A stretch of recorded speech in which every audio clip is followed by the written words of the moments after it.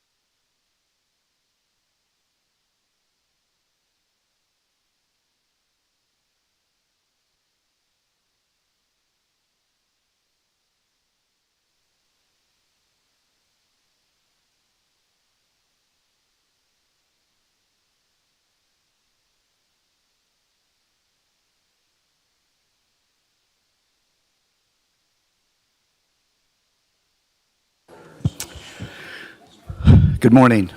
It's 10 o'clock, so at this time, we'll call to order the Douglas County Board of County Commissioners meeting for August 3rd, 2023. I ask you in advance to please silence your electronic devices so that you don't interrupt other speakers or presentations. I want to also make notice that today we are using the Zoom option for members of the public or presenters who wish to use that, because our elevator here in the courthouse is broken, and so we have to provide ADA access for us and the members of the public. So the Zoom option is available today for members of the public who wish to use it. I do know that we have, and we're going to have a guest today that's going to be with us on Zoom, Mr. Varlin Higbee, who is the chairman of the Lincoln County Board of Commissioners, will be joining us later if he's not on yet. And he will be talking about that resolution in regards to the historic routes resolution that we have on our agenda today. He's also the president of the Nevada Association of Counties. So at this time, I'd ask you to please rise, take off your hats, and please stand for the Pledge of Allegiance led by Chief Deputy District Attorney Doug Ritchie. If you please join me. I pledge allegiance to the flag of the United States of America and to the republic for which it stands, one nation under God, indivisible, with liberty and justice for all.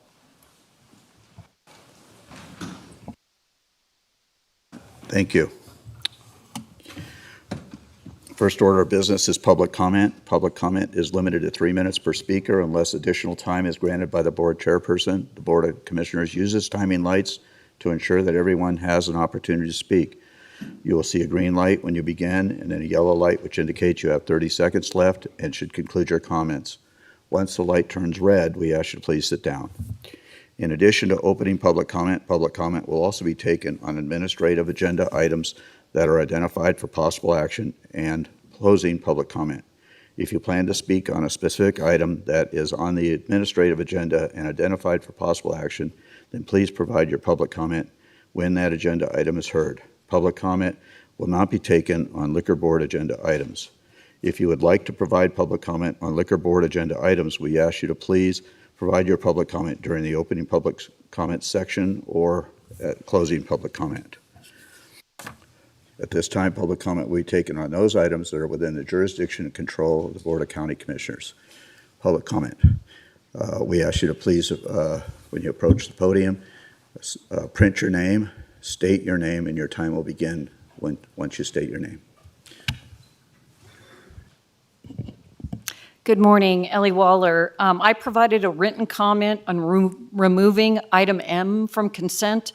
I have since then had a discussion with Ms. Willoughby, and I still ask that this item not be approved today and be brought back for action. Ms. Willoughby said she could probably tighten up language on the resolution to figure out how the funding between the Lake Tahoe Visitors Authority, the Chamber, take it down to the next level, the Tahoe Visitors Authority. I believe that there are duplicative efforts going on, and she thinks that, and I said she didn't need to come today because I don't want to waste her time here. Staff will probably need to look into this, but I hate to see money being wasted doing the same effort. Next, I was unable to attend the first Vacation Home Rental Advisory Board meeting since ordinance approval. I was confounded by the discussions about density and occupancy issues. I'm not sure what this board actually asked the advisory board to do next. Many believe that this ordinance should just be allowed to move forward for 6 to 12 months and keep a tally of the issues to be addressed in the future. You as a board have far too many other things that need your attention than worrying about the next steps for VHRs.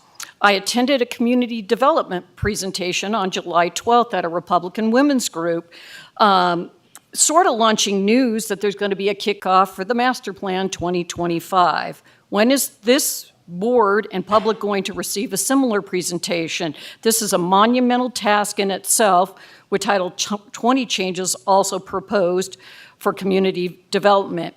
They presented projects like the Great Basin Brewery coming up, Moana Nursery, transfer of development rights, Farmstead Corley Ranch, et cetera. With that said, I'll always bring forward that I believe the community plans in the Valley need to be updated as well, because they weren't given the proper attention in the 2020 update. The Tahoe area plan was mentioned by community development, but not the Valley. Sounds like hiring additional community development staff is appropriate to accomplish some of these robust lists, and also be reminded, where are we going to prioritize the strategic plan? Thank you.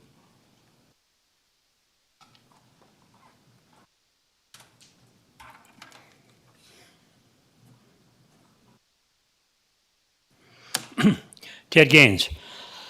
First of all, I'd like to thank all the people here, more people than I thought, but at least they stood for our Pledge of Allegiance, put their hand over their hearts, unlike our soccer team that we pay to go over there and play. Now, when South Tahoe Utilities CEO handed in his resignation, first thing they did is they put an ad in the paper. They stated in the paper they were looking for the best qualified person for that job. They went out and searched. This board, when we needed an engineer to look at our flood deal, decided our people couldn't do it, so you wanted to look for the best possible. You spent $125,000 or something to look for the best possible person to do that engineering. But when it came to county manager, when it was first announced that Patrick Cates was retiring, our chairman there, he wanted to hire within. He had all kinds of reasons to hire within.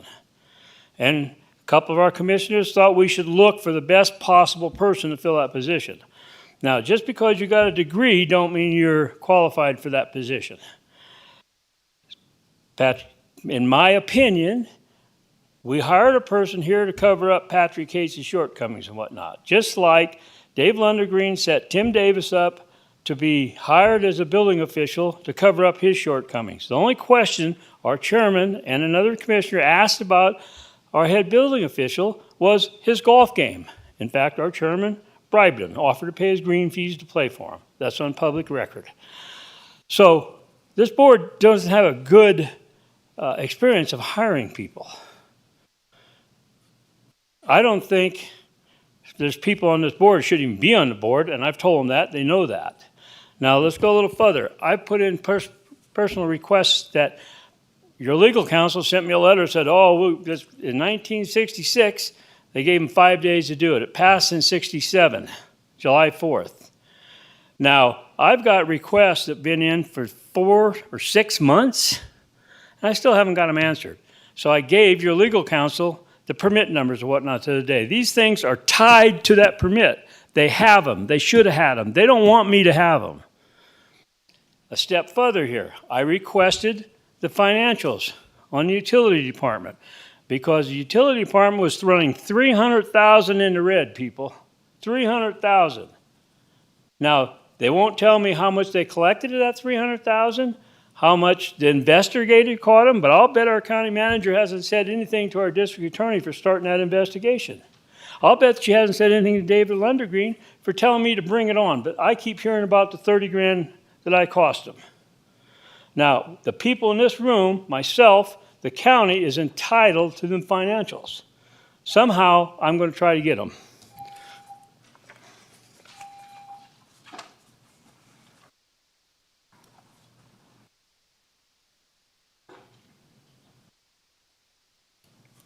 Good morning, Janine Nair for the record. A couple of things. Number one, we lack proven evacuation routes out of the Tahoe Basin along the East Shore. We request that the Board of County Commissioners demand that all payments to TRPA stop until an analytically sound evacuation plan with appropriate data, simulation, and analysis has been developed and presented to the public for comment and approved by the emergency management authorities in the counties affected, including DCSO and fire authorities. We also request that BOCC adopt a resolution reaching out to the governor and congressional delegation as needed, demanding designation of Highway 50 along the east shore of Tahoe as an evacuation route. As part of that resolution, immediate elimination of parking along Highway 50 should be called out as a near-term safety measure. Second issue, we need balance. As you know, the U.S. Forest Service is tasked with protecting and preserving our national lands, yet without any capacity analysis, they have been letting contracts to increase visitors to the beaches at Tahoe. Unfortunately, the competitions they run and the contracts they issue do nothing to hold the concessionaires accountable for damage to our local communities or ecosystems. The source selection criteria appears to be how much money will be turned over to the USFS. The recent announcement that Aramark was the concessionaire chosen for Zephyr Cove was very disappointing. Aramark has been derelict in their duties with very negative impacts to local neighborhoods. You think you saw emotions around VHRs? Try holding a public listening session with the neighborhoods surrounding Zephyr Cove Resort, and you'll see some higher emotion. Problems include rampant underage drinking, drug use, fights, some including many people, general intoxication, people carrying weapons to the beach for protection people bearing alcohol and drugs in caches to be retrieved later, trash and garbage. A quick review of the RFP put out for the Zephyr Cove, Zephyr Shoals competition. It appears there were no consideration for poor past performance and no measures of performance on how they're controlling visitors to their location. This is a 20-year contract with a potential to negotiate a 10-year extension based on investment.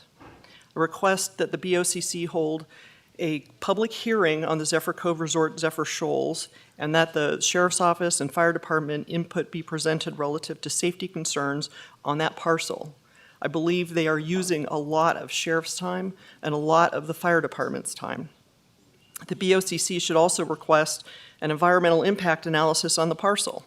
If the beach littoral area shows degradation due to lack of appropriate oversight on the parcel, BOCC should petition the Forest Service to close the beach and littoral zone immediately until appropriate plans are in place approved by the Sheriff's Office and the Fire Department. Thank you.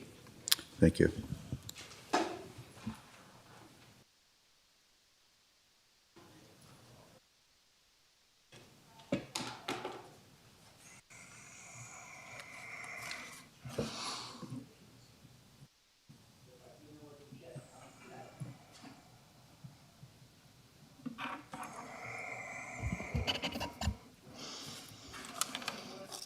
Bud Justice with Douglas County Rat Watch. Good morning, Douglas County. Guilty by association, they say, maxims in law. Your King of Commerce has been indicted on a third leg of the 4 major indictments coming down on this country. It's this country because it's your boy there. It's your business partner. This board brought Donald Trump 2 years in a row to Douglas County without telling the general public. We got 70 indictments now. We still got the insurrection to go. Everybody just kind of hush-hush and turning the other cheek about it. But they're going to bring him to town for a third time. 25,000 KKK white supremacist oath keepers, backed by law enforcement and that NRA fervor, coming to Douglas County for a third time.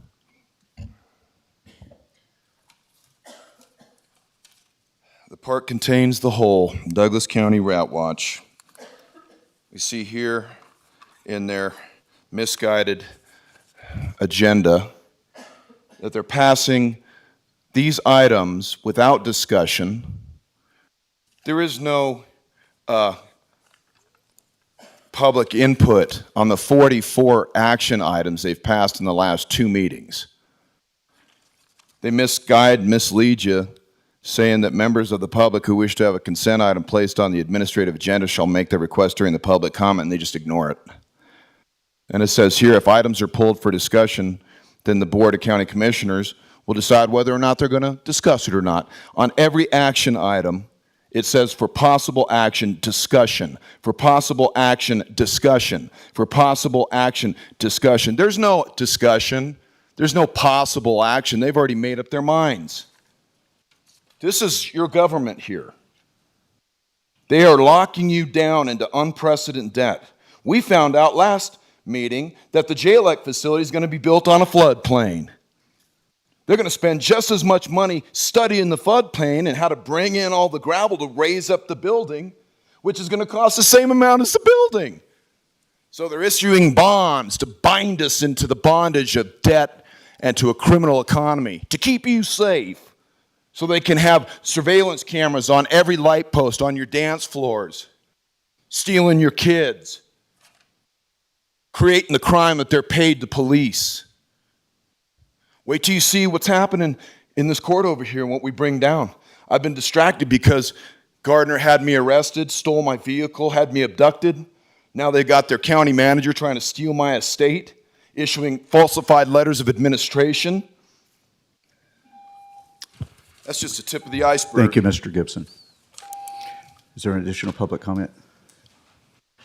Please take your bucket and your mop, please.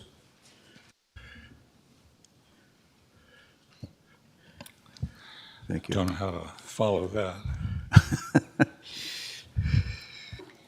My name is A.J. Ursik, naturally, biologically born male. As you know, I've been involved with the Painted Rock Mine issue for a couple of years. I view the project as a three-legged stool. Remove one leg and the stool no longer stands. In this case, the legs are Douglas County, BLM, BIA, and Douglas County was invited as a cooperating agency over the past 2 years, yet I've yet to discover what a cooperating agency is and what, if any, influence it has on the project. Certainly the BLM and BIA are cooperating agencies and have enormous influence. Where is Douglas County's influence? According to the evidence, it appears to me that being invited as a cooperating agency is just virtue signaling by the BIA, allowing Douglas County to submit a letter or two to the BIA, whereupon they simply trash it. If the Douglas County leg is removed, shouldn't the stool no longer stand? The issue is Johnson Lane roadway. There has been a significant amount of discussion indicating the roadway is appropriate for gravel trucks. The proponent, Knox, foresees 170 trucks per day. As I've discovered, most of the proponents' impactful estimates have been woefully understated. The solution is to reduce or retract the classification of Johnson Lane roadway to preclude the use of these destructive vehicles. I realize your first thought is, that's a pipe dream. I remind you, this traffic is projected to endure for 40 years, 4 decades. There is data and documentation that indicate that Johnson Lane roadway is improved between Highway 395 and Hayborn, or even Vicky. That's it. The remaining portion of Johnson Lane roadway leading to the residential community is a lesser quality roadway. The popular argument is if the county bans heavy gravel trucks, then garbage trucks will also be included in this restriction. I've yet to witness a garbage truck loaded with 80,000 pounds of refuse. I am sure with careful consideration, justifiable, reasonable, and sensible solution can be reached. It's a matter of community fair play. Over the last year and a half, I've waited for an update of a return phone call from Mr. Cates. All my efforts went unanswered. So as my father taught me, if you want to know the truth, go to the horse's mouth. I've been in discussions with Mr. Lewis of the BIA. He provided a timeline regarding the next issuance of the revised environmental assessment and beyond. Included in that timeline is a public hearing of sorts. He indicated that the BLM usually holds these affairs in Carson City. I suggested that it would be appropriate and convenient to those residents impacted by this project to conduct this public meeting in our town, and suggested the use of the community center. As a cooperating agency and the community, I request that the Douglas County work with the BIA and the BLM to that end. Thank you, Mr. Ursik.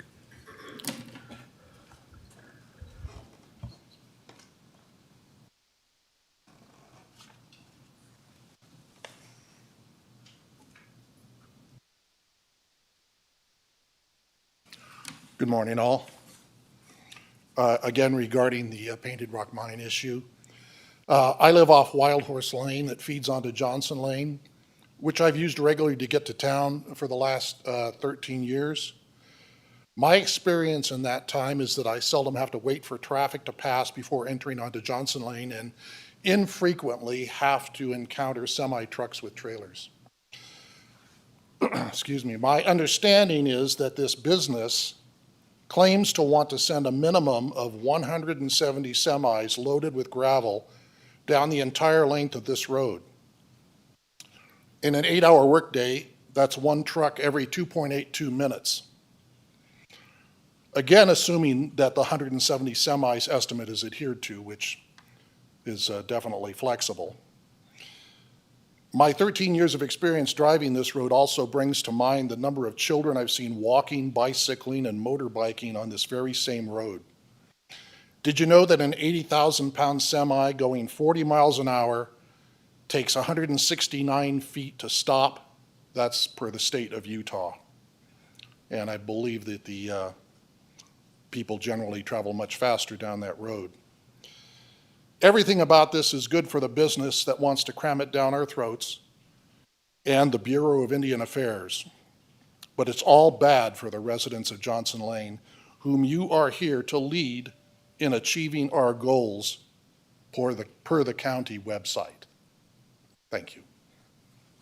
I'm sorry, we didn't catch your name for the My name record. is Scott Lavelle. What is it again? Scott Lavelle. I Scott signed it. Lavelle. Okay, thank you.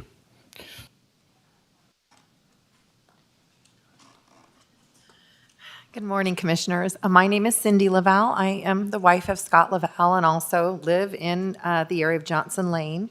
I'm speaking extemporaneously, so pardon me if I don't do such a great job. We moved to this area for the reasons that probably most of you live out here. It's beautiful, peaceful, safe, and rural. And of course, this Knox project with this gravel mine just basically seeks to completely overturn our way of life in that area.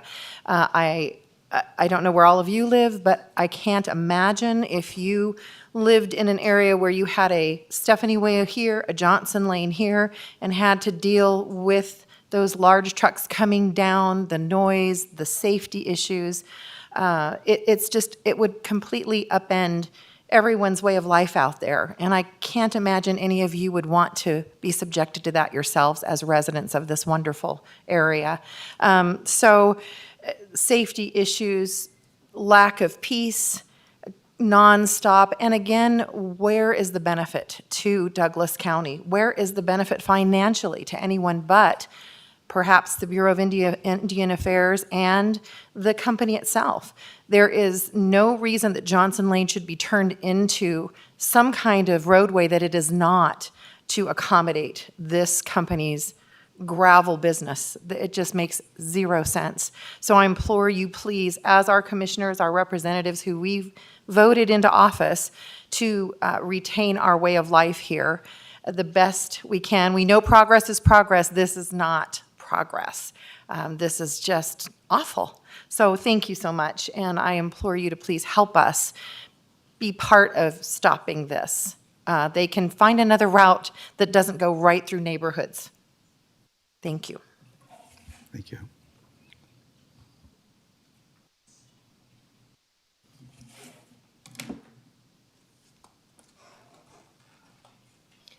Good morning. I'm Charlotte Urzek.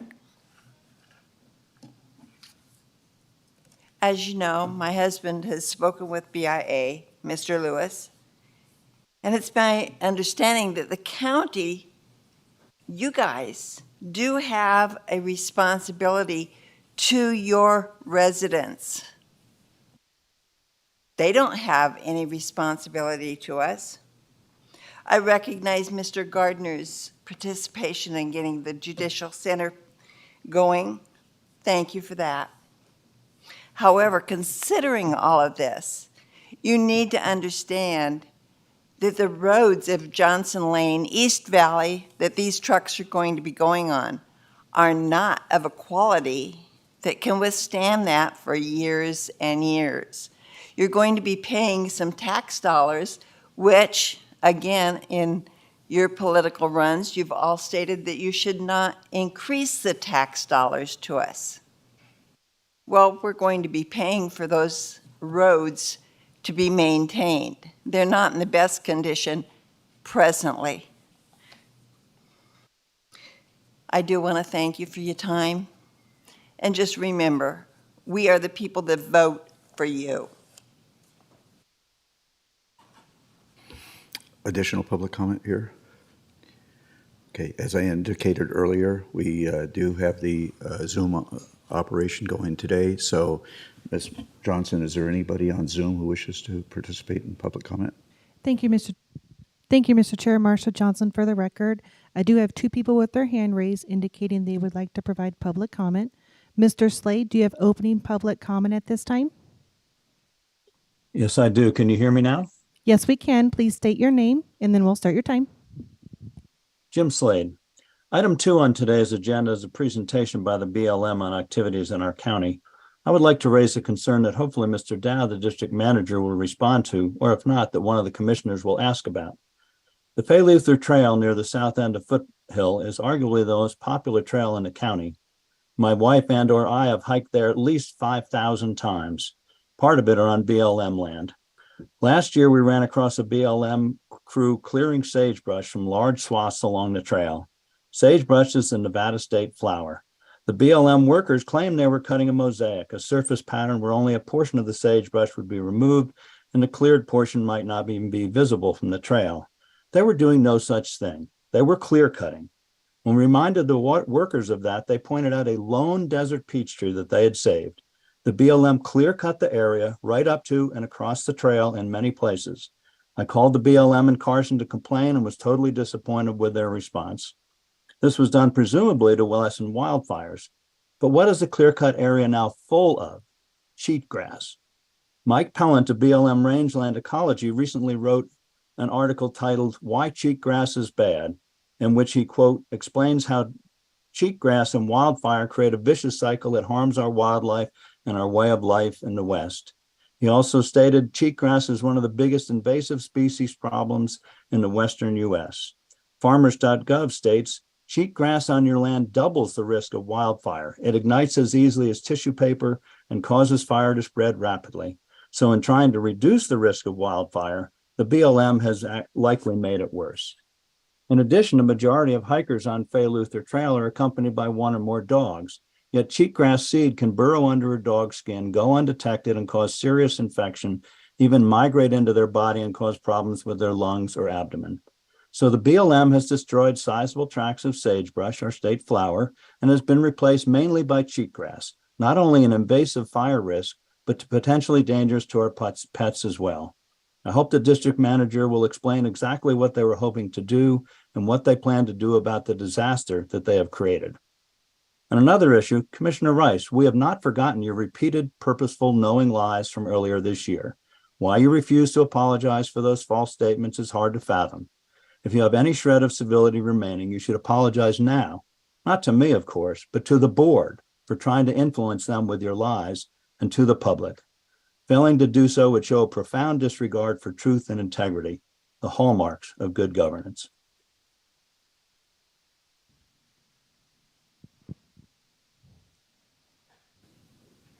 Mr. Higbee, do you have opening public comment at this time? Yes, Commissioner Varlin Higbee. I just I wear a couple of hats today. I'm on your agenda a little later with a historical rights-of-way resolution that we're working on to send to our congressional delegation. But now I would like to, as president of our Nevada Association of Counties this year, welcome all to our upcoming convention in September 25th through the 28th in Elko County, in Elko. They're hosting this year. I encourage all of you to sign up and enjoy the events that are taking place there soon. And encourage you to get involved with National NACO, National Association of Counties. There's committees that are open. You just go through any committee you see in there you want to serve on or be a part of. You can go through our director, Vince Guthrow, and he'll get approval for you, and you're welcome to serve on those boards on a national level and have a national voice. With that, thank you for having us here today, and I'm looking forward to speaking to you soon. Thank you. Thank you, Commissioner Higbee. And I want to, while I have this opportunity, thank you for your service as our current president of the Nevada Association of Counties. So welcome, and we look forward to your participation in the rest of the meeting and look forward to hearing from you later. So, is there any additional public comment online? Thank you, Mr. Chair. Marsha Johnson for the record. At this time, there's no further public comment online. Okay, I want to bring it back to the board. Often members of the public state information that is misleading, inaccurate, or false. And so I felt compelled to correct some of that as we go along. First of all, Mr. Gaines accused this board of hiring unqualified people. I would remind the public and Mr. Gaines that this board has one employee only. We only hire one person, and that is our county manager. This board does not hire any other additional individuals within our county. So we just don't have any authority to do that, Mr. Gaines. Okay, secondly, I've been accused several times in these meetings of arresting an individual of our public. I do not have, and I have stated this before, and I'll state it again, I do not have authority to arrest anybody. I guess there's a term called citizen's arrest available, but I don't know that it's ever been used successfully, and I certainly wouldn't try to institute that myself. So I do not have arrest authority, and I've never arrested anybody in my life. So anyways, I just wanted to make sure we were clear on both of those items. So we'll close public comment, and we'll go to the approval of the agenda, and I will entertain a motion to approve the... Add one other thing? Did you have a comment? Did you? Yeah, responses to public comments? Yes. It does list that board members can ask that a matter be listed on a future agenda. And given the concern about Painted Rock Mine, I think we should explain to the public the efforts, the extensive efforts the county has gone to make sure that the county's interests are heard. I believe that the county is in alignment with the concerns and that those have been vigorously advocated, and I'm not sure that the public's getting that message. And for that reason, I would like to have a chance in public to explain that. I mean, not me personally, but I would like the county to explain that because I want our people to know we have heard and we understood and we've been doing what we can. Okay, thank you.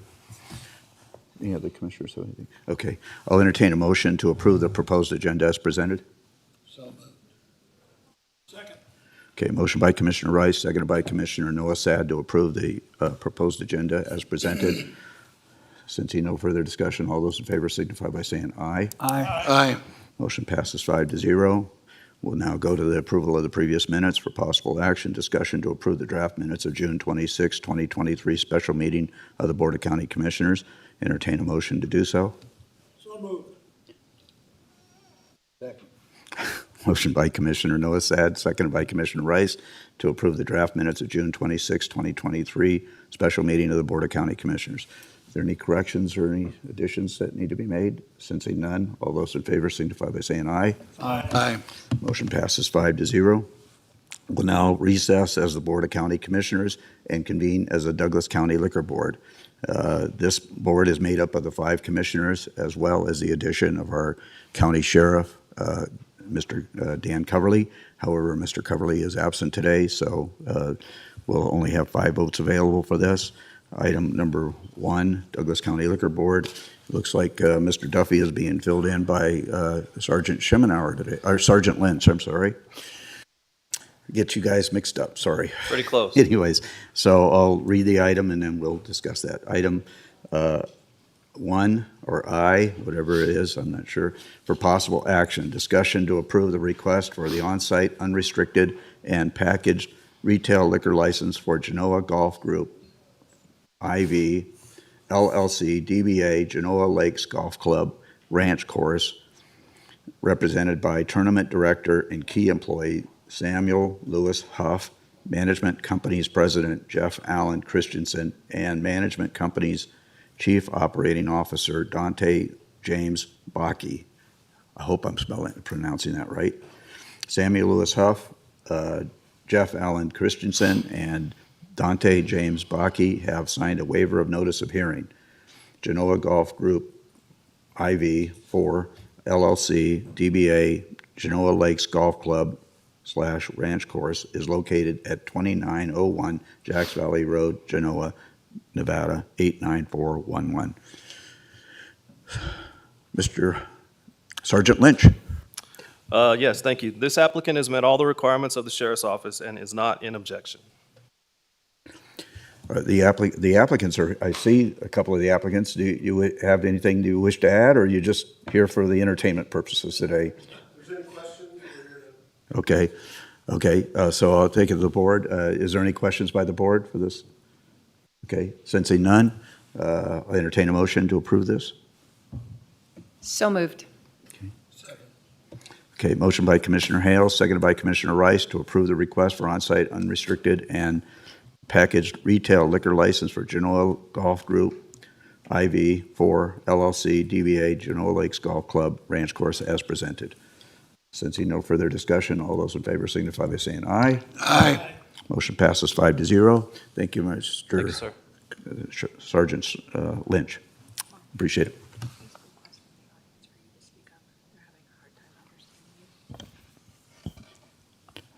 I'm not speaking loud enough? Okay. My wife always says, "Stop yelling at me." Okay. Okay, I'll try to speak up. Sorry. Okay. Anyways, I have hearing aids, by the way, so my voice is very loud right here. Okay. So anyways, with that, we'll adjourn as the Douglas County Liquor Board and reconvene as the Board of County Commissioners. I would indicate to the public that I anticipate that we will be done before 1 o'clock today. So we're not going to take a lunch break at all. It just doesn't make sense to me to do that, to adjourn at noon for an hour lunch and then come back for 15 minutes worth of action. So we're gonna power through this today. Okay, so consent calendar, and I will entertain, we're gonna pull item M to the admin calendar. So I'll entertain a motion to approve the consent calendar items A through R minus M, which is being moved to the admin agenda. Entertain a motion. Okay. Motion by Commissioner Noasad, seconded by Commissioner Hales to approve the consent calendar as presented minus item M, which is moving to the administrative agenda. All those in favor signify by saying aye. Aye. Okay, motion passes 5-0. Mr. Chairman, Yes. where will item M appear on the, I'm going to do item M, because we have a proclamation here and a lot of people tend to come for those proclamations and then exit. We'll do item M directly after item number 1. Mr. That's Chairman, I think the speaker said that Ms. Willoughby was going to try to tighten the language up. Shouldn't we put it off until? We're going to move that item, and then if we wish to table it at that time, then we will table it. But I think the other commissioners had things that they wanted to say about it. So we'll determine what action we take once we get to that item after the proclamation. So at this time, we're going to move to the administrative agenda, and I'm going to come down in front and do the presentation only for the proclamation 2023P-066.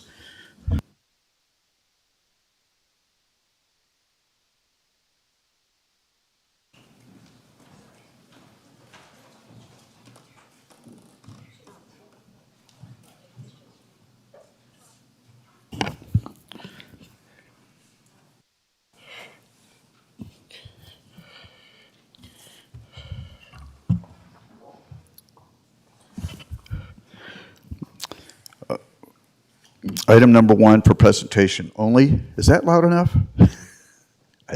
Okay. Ceremonial presentation of Proclamation 2023P-066, a proclamation recognizing Partnership Douglas County for 30 years of service to Carson Valley. And I'll read this proclamation. It's quite long, so please bear with me. Proclamation 2023P-066. We have quite a few ladies joining us today, so come on up. Staff and board members. Good. Okay. Whereas, this is honoring Partnership Douglas County for 30 years of service to Douglas County residents. Whereas Partnership Douglas County, formerly known as Partnership of Community Resources, has provided substance abuse prevention, mental health education, and resource connection to the residents of Douglas County for over 30 years. And whereas Partnership Douglas County has provided over 10,000 resource directories and 3,000 emergency service referral cards to residents of Douglas County, connecting them to local services when in need. Whereas Partnership Douglas County, since 2019, has provided over 1,500 life-saving doses of, this is a hard word for me, naloxone. Naloxone.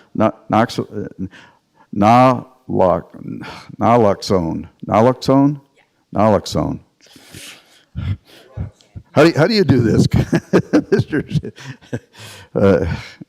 Naloxone, the opioid overdose reversal drug, and thank God we had that, because we had officers that were exposed to fentanyl, and that was a critical and life-saving thing. So, to the Douglas County School District, Douglas County Sheriff's Office, Douglas County Juvenile Probation, Douglas County Alternative Sentencing, Tahoe Douglas Fire, East Fork Fire Protection District, Douglas County Community and Senior Services, and residents of Douglas County.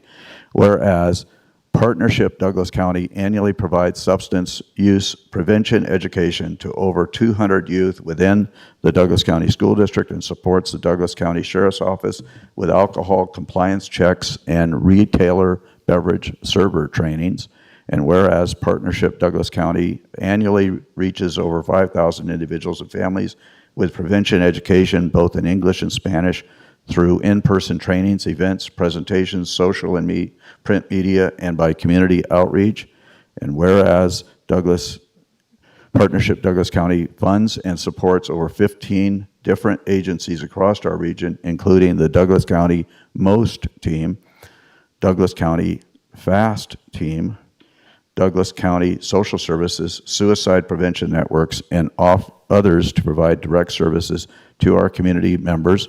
And whereas Partnership Douglas County serves as an official representative to the Douglas County Behavioral Health Task Force, the Northern Regional Behavioral Health Policy Board, the Nevada Statewide Coalition Partnership, and the Nevada Tobacco Cessation and Smoke-Free Coalition. Whereas, I'm running out of breath. Whereas Partnership Douglas County will continue to serve as a subject matter experts regarding substance use and abuse within our community, and seek funding to support other agencies with the joint mission of having the healthiest community in Nevada by reducing the behavioral health burden. Whereas Partnership Douglas County will continue to foster a healthy community through education, resources, connection for many years to come. Therefore,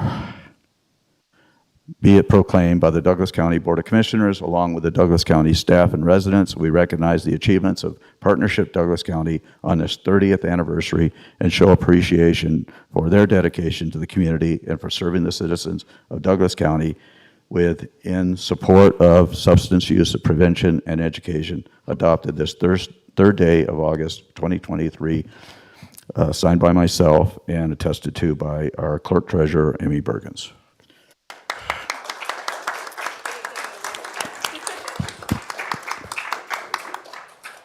My name is Daria Winslow, and I'm the current Executive Director of Partnership Douglas County, and I've been here for 7 years, since I was 17 years old. And as an organization born in the Valley, here to serve our residents, we're just really excited to continue to serve past for 30 more years, if not more. And today I have board members and wonderful staff here that are out in the community every day, serving our kids, seniors, and families. Thank you.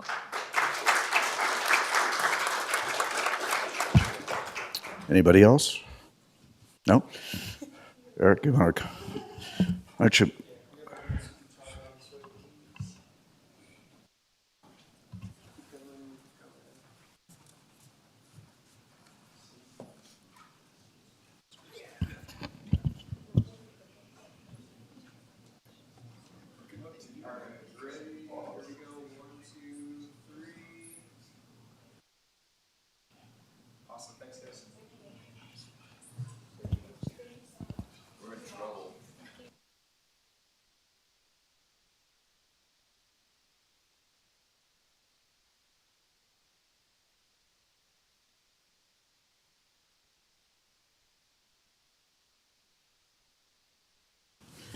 Okay, thank you very much. We'll now go to item M from the consent agenda that was pulled to the administrative agenda. Item M for possible action, discussion to adopt resolution 2023-R-070, authorizing the payment of funds from the Douglas County Room Tax Fund Transient Occupancy Tax as required by Douglas County Code 3.14.020, in parentheses A, to the Lake Tahoe South Shore Chamber of Commerce in the amount of $75,000 and the remaining available funds to be transferred to the Lake Tahoe Visitors Authority for fiscal year 2023-24. I believe this is being presented by our Chief Financial Officer, Terry, and Mr. Zach Wadley, our Deputy District Attorney. Thank you. Terry Willoughby for the record. This resolution is brought forward under statute. One of the requirements of the room tax funds is those funds must be used on tourism and marketing of tourism. And Douglas County does not currently have the resources to do that. It's in-house. Therefore, the money is passed through to Lake Tahoe Visitors Authority and under a subcontract to Lake Tahoe South Shore Chamber of Commerce. And the reason they're separated is LTVA has a contract for the marketing piece for tourism, whereas the chamber focuses on marketing recreational events, which is also allowed, but it's a subsection of what's allowed. We've been in contact with the agencies, and I believe they will be coming forward at a later date to provide a presentation on how the funds are used and an update. We will be in the future, and if the board directs us to tightening up this resolution to talk a little bit about what the duties of each agency is within the resolution, so it's documented, because it's sort of one of those historical, it's always been done this way, and so we are working to tighten that up. But this version does not have that enhanced language yet. And so if the board were to choose not to approve the resolutions, we would not be able to pass the money through to the funding. However, that money has to be spent on tourism, so we would either have to do it ourselves or contract with another agency. And Zach's here if you have any questions, and I'm happy to answer any questions. So, Ms. Willoughby, your recommendation today would be then to approve this, but with the understanding that you would be bringing back a presentation later on to further explain the processes and what everybody does. Is that what your recommendation is? Yeah, Terry Willoughby for the record. I would like to have the resolutions approved today with direction to staff to bring back presentations from both agencies, as well as direct staff to bring back a revised resolution at a later date. Okay. Commissioners, I know Commissioner Hales had some real questions here. Commissioner Tarkanian, you had some questions also? I just wanted to make it clear, this is not just the money that goes to the Chamber of Commerce, also to the Tahoe Douglas Visitors Authority? Nope, am I off on it? There's two pieces to it. One piece the bulk of it goes to Lake Tahoe Visitors Authority, and there's a carve out of that money that has been directed under an agreement, which we can't find, but to the chamber because they did the special events. So we'd like to memorialize what each agency does and bring that back to the board. No, I understand that, and that's my question, though. You said that the board or the county would have to do the tourism advertisements themselves. Is that both taking the place of what the chamber would do and the Tahoe Douglas Visitors Authority, or only the chamber? Correct, both.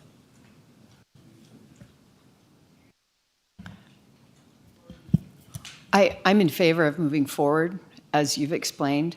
I do think it's a good opportunity to pause on this, and I guess my first question is how much total, we're talking about $75,000 and then all the rest. So total, how much money is that? I'm Terry Willoughby for the record. I looked at last year's to see how much, and it was almost about $700,000 to LTVA. So it's certainly worth a discussion of how that money is used in the future. Yeah, thank you. It's a significant amount of money, And I want to be clear that I don't have any, there were no negative motivations in bringing this forward. I don't want to make anyone think that I'm worried, and I'm not. But I do think this is so much money, and there's an opportunity to have all of us better understand where does this money go.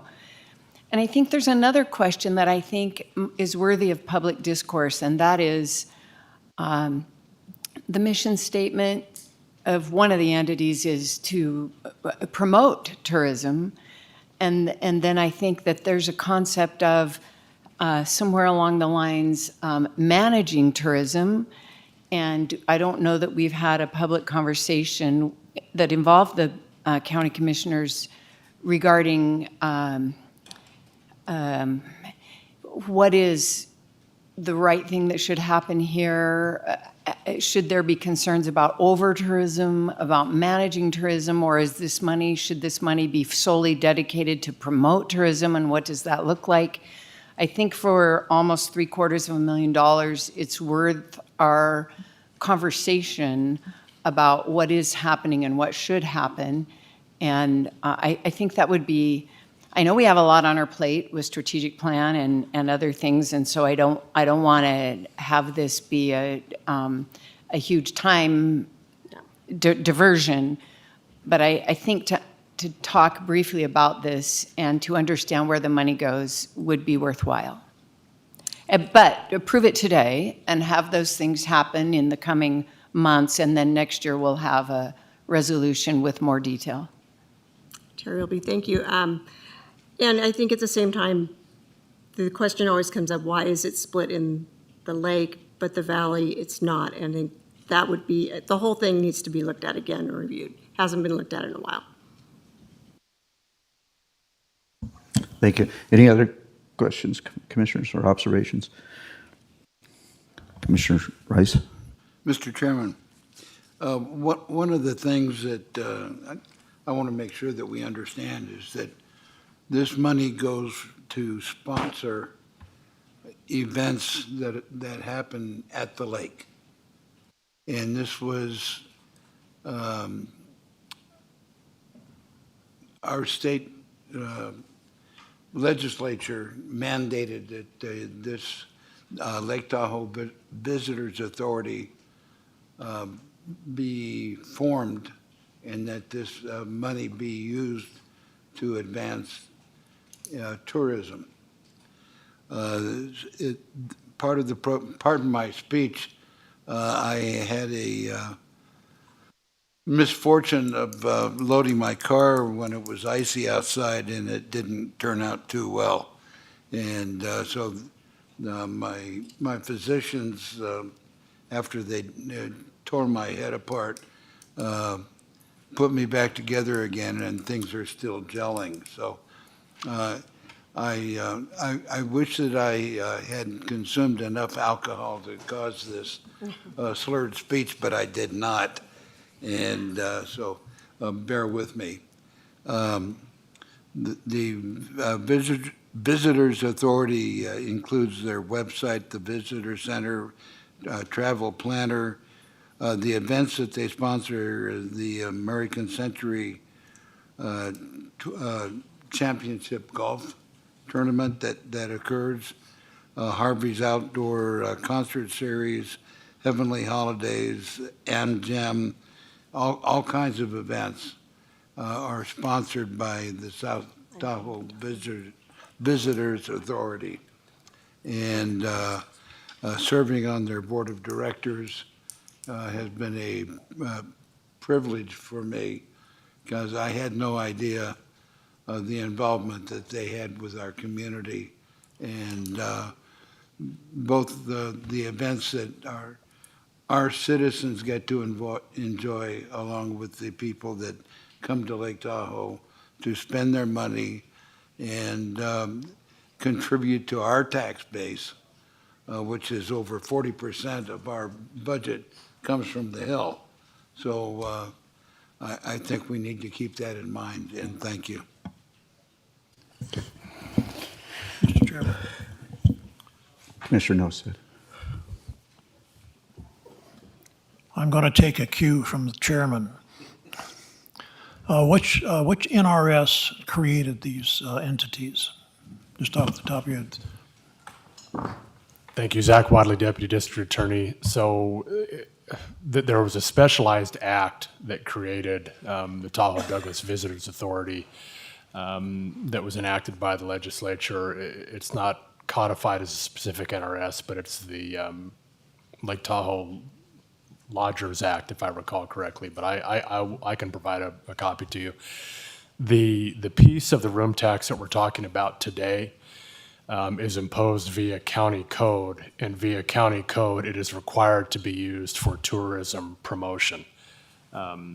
Just so everyone's clear on the language within county code, this piece of the room tax must be used to advertise the resources of the county related to tourism, including available accommodations, transportation, entertainment, natural resources, and climate, and to promote special events related thereto. That's a direct quote from county code, which governs the usage of this money. So one way or another, it has to be used for that purpose. It's just a matter of what entity does that. And as Ms. Willoughby said, Douglas County doesn't have the internal ability to run a promotion operation at this point, which is why we rely upon the Chamber of Commerce and LTVA in this case to expend these monies for that particular purpose.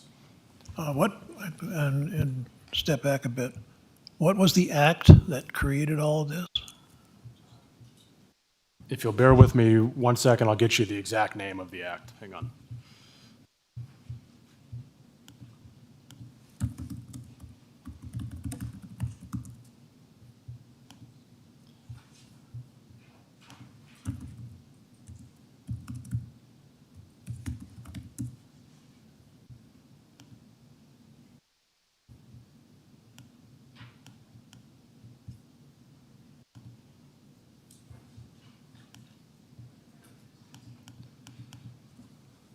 So there is the Tahoe Douglas Visitors Authority Act, which I'm happy to provide you a copy of if you'd like, Commissioner Noasad, that created specifically the Lake Tahoe Visitors Authority entity.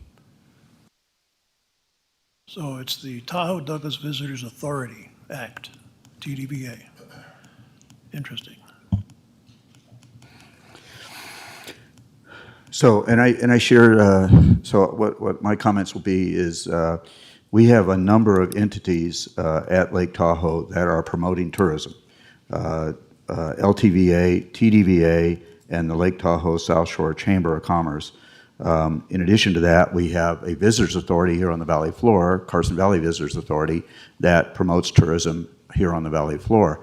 Both of those are funded through separate sources. The money raised for room tax here on the valley floors is raised and goes to the Carson Valley, to the large extent to the Carson Valley Visitors Authority, and cannot be allocated to tourism at Lake Tahoe.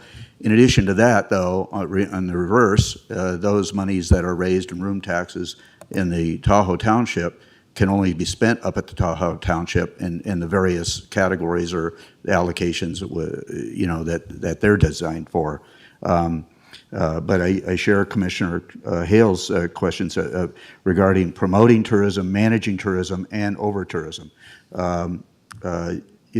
often hear that the whole purpose, we generate all this room tax to promote tourism, and then we have, we're concerned about also hearing from residents and others, entities up there, that we have an over-tourism, okay? So always the question is, where is the fine balance, okay? If we have over-tourism and we recognize that we have over-tourism, why are we continuing to spend large amounts of money on promoting tourism, right? I mean, there seems to be a conundrum there. And we do this every year. We give the Lake Tahoe South Shore Chamber of Commerce $75,000. It's a common thing. It's by code. I don't know that we have any choice on that, but we seem to have a kind of I felt that we've had kind of a superficial discussion on this, and so I encourage and enjoy and encourage the aspect of bringing it back to us so that we and the public has a better understanding of how these funds are expended, where they go. I know that Scott Morgan with Community Services has a very good understanding of where all of the room tax funds go to and all the different entities, and he generally gives us that. But to have this further discussion is good, in my opinion. So, anyways, if there's no further comments, we need to go to public comment. We'll bring this back and for possible action. Is that consensus here? You guys? Okay. So at this time, we'll go to public comment on item M regarding Resolution 2023-R-070. Ellie Waller, I want to thank Ms. Willoughby and Ms. Wadley for being here today. I didn't intend to have to take time away from their busy jobs, but this is an issue, again, I think I'm glad it's going to come back so myself, as others, better understand the Lake Tahoe Visitors Bureau is California and Nevada. And I really want to see the division, just much like we went through with the microtransit. How are all these funds being shared? Where they're doing? Are we getting the best service for the Douglas County residents for the funding that that's being provided for these services? I'm of the opinion Edgewood doesn't need any help promoting their championship golf event. It's been around for a long time. Again, I have personal opinions about a lot of these things. Tourism is a subjective term, as well as recreational tourism. We get into a quagmire of terminology in a lot of areas, and I'm trying to figure out, again, $700,000 is a lot of money. That's not the only amount of money. Our event center is now built. I want to thank Commissioner Rice for reminding me that the legislation was done many, many, many years ago, and the event center is built, and they get $1.3 million a year from us. So again, maybe that legislation needs to be revisited for the 2025 session to figure out how we can manage our dollars more wisely. Again, this is my opinion. Things have changed since that legislature was passed, and we should be engaging that at some point. 2025 seems like a far away, but it's not. We're going to have a master plan update, strategic plan update, and I appreciate the time today. Thank you.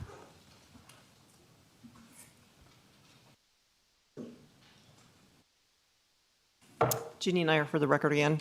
First of all, thank you, Commissioner Hales, and thank you all for being here. I'm very thankful that this topic has come up. It is time that we reevaluate this. Living on the East Shore, what I could tell you is on the weekend, especially if it's hot down here in the valley, the people that are up there on the East Shore going to the beach are not necessarily the visitors from all over the world. They're valley folks that are coming up. And so I also think that in taking into account who's doing all the advertising, every developer down here in the valley that advertises that you'll live 25 minutes from Tahoe, they're advertising. And the folks come up, they're not spending any money in the basin. They gas up at Costco just like all of us do, and before they head up, and they only go to Safeway if they forgot something. So I think this is the ample time to relook at this situation and make sure that there's balance. Thank you.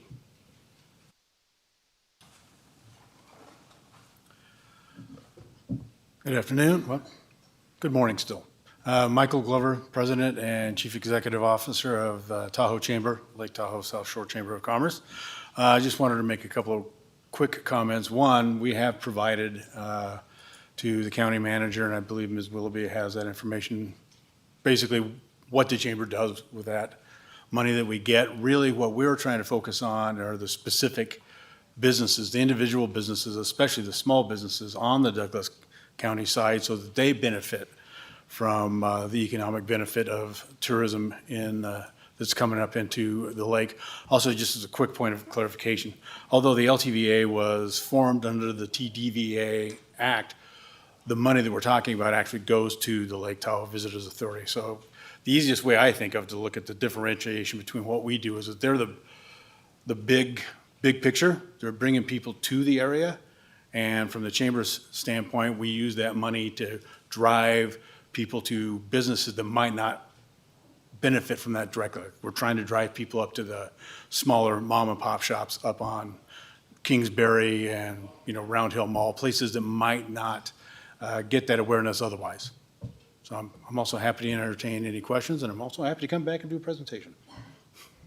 Thank you for your time. Thank you, Mr. Glover. Appreciate your attendance today.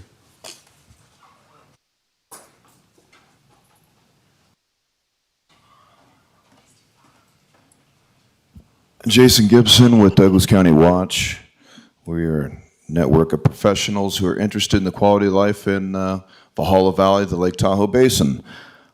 We can be reached at 775-309-1262. We see here some obvious press that we have been getting last week or two with the peak tourism of Lake Tahoe.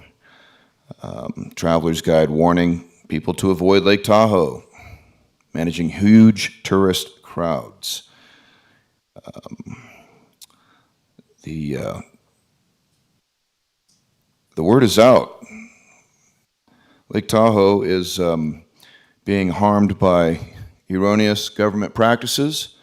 Harmful ecological effects will take decades to reconcile, and the future that they've committed us to by choosing to support the entertainment industry with a new entertainment facility locks us down in a competitive market with the most robust entertainment corporations in the world. And Douglas County intends to compete with Bally's, with the Sierra Grande Resort, and all of the big players in the world of entertainment today. Let me just regress.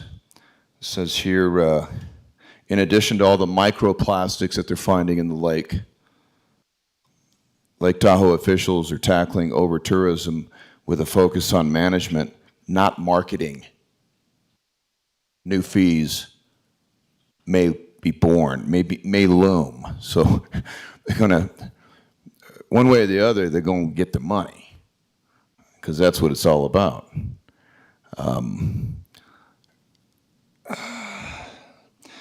Considering the alarming lack of awareness in terms of the congestion, the transportation issues, this organization, this Gold Rush organization coming out of Sacramento that we just found out about, it's going to have the big get-together with the governor there at our new entertainment facility in August or September. Best be awake, folks, because they got this thing all laid out. They're making millions of dollars while you're asleep at the wheel. And they're going to run you right out because they're catering to rich senior citizens, law enforcement, and government. The cost of living is going to be so high that us locals are going to be squeezed to death. That's their intent, and they could care less.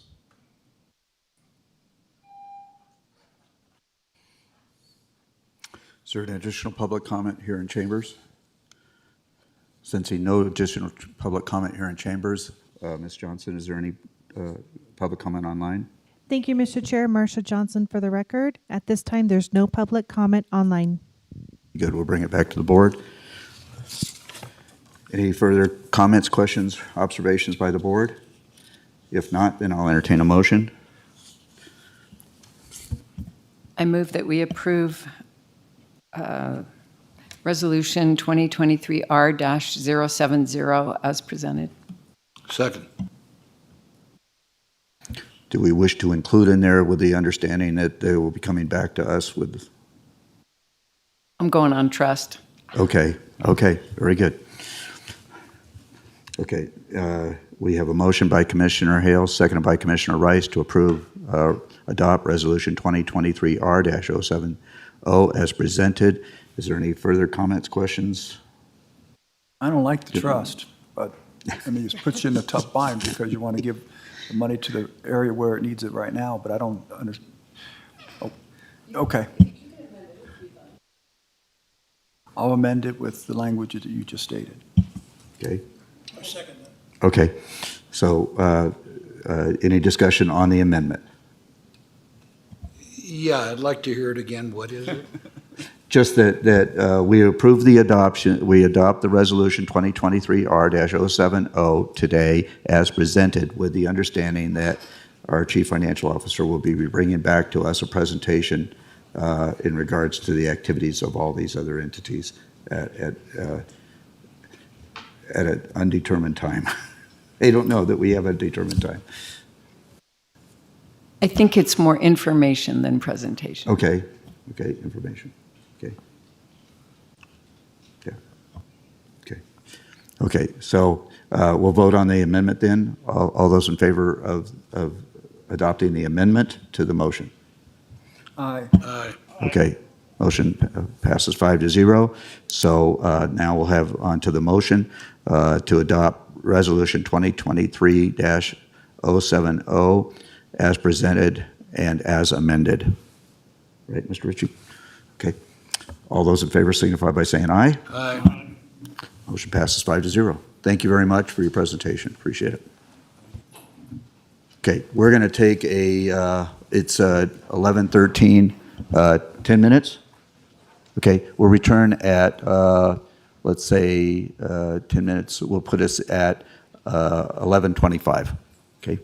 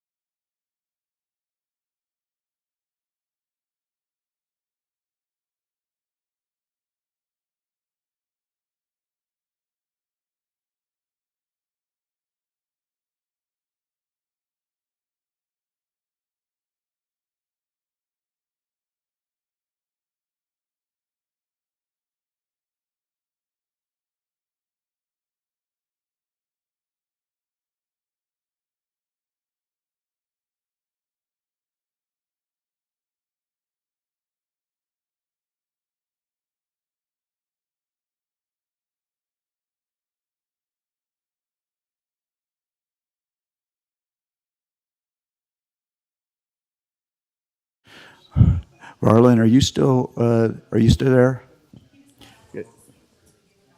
Can you give him access?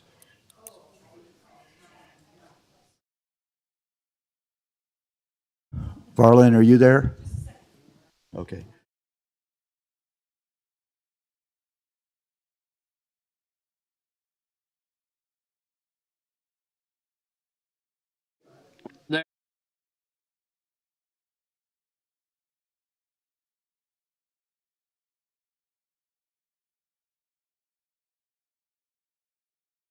We come back so that you can proceed with your activities as a commissioner there.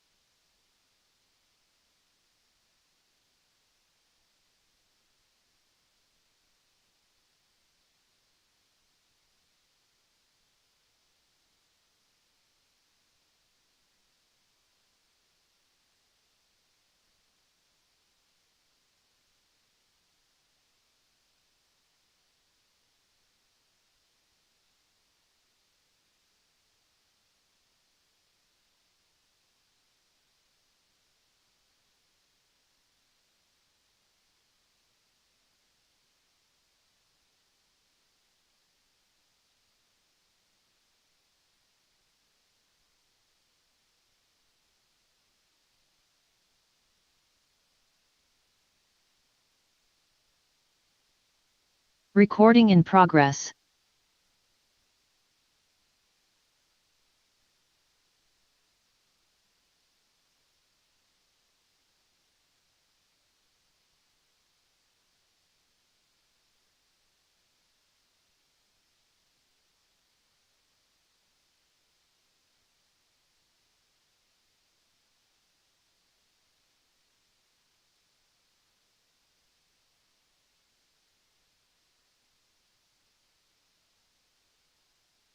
Marcia, can you hear me?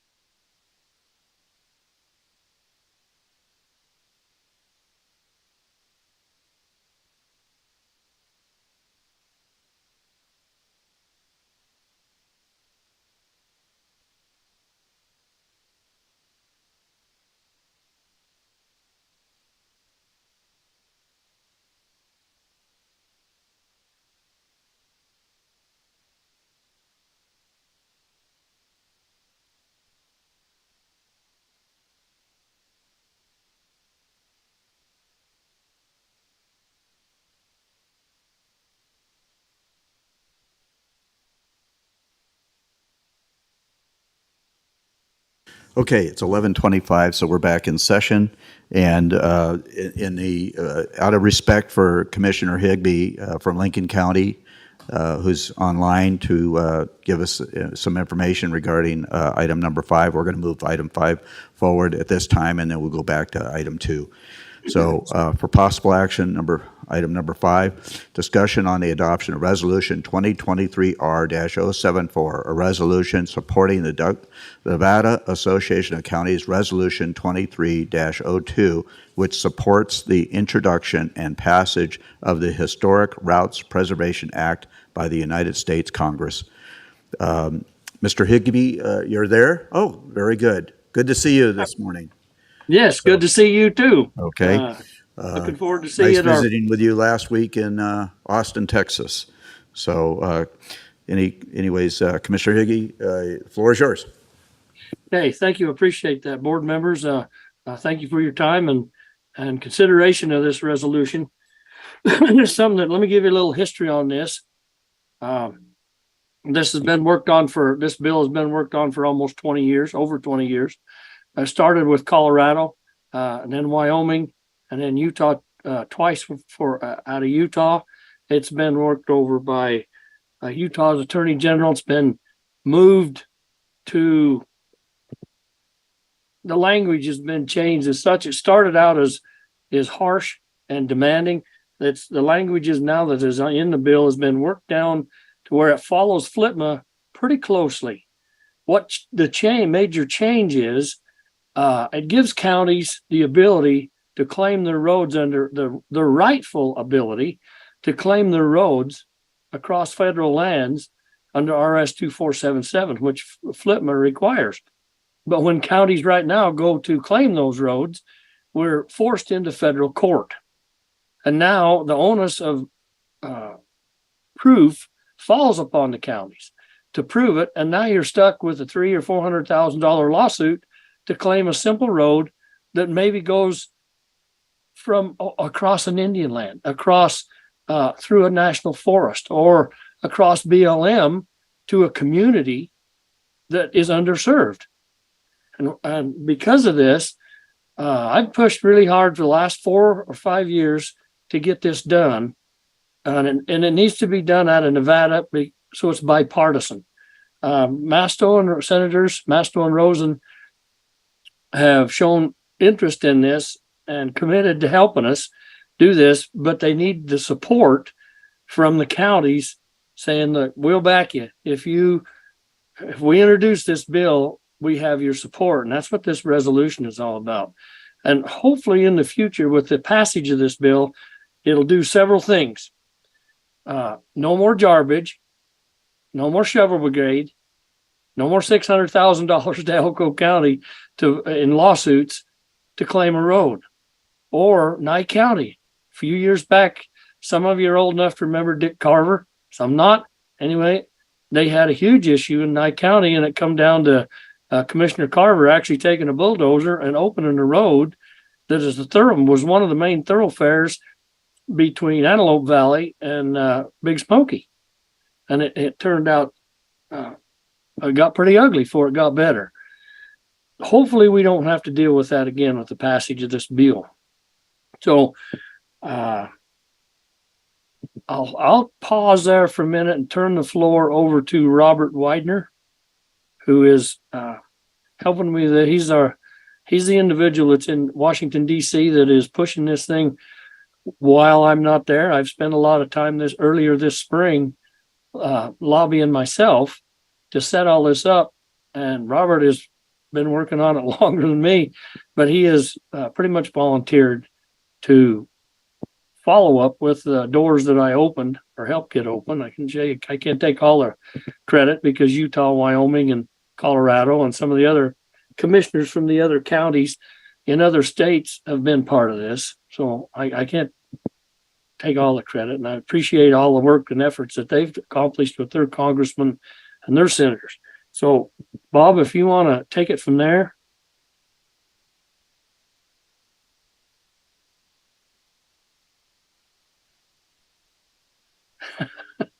Oops.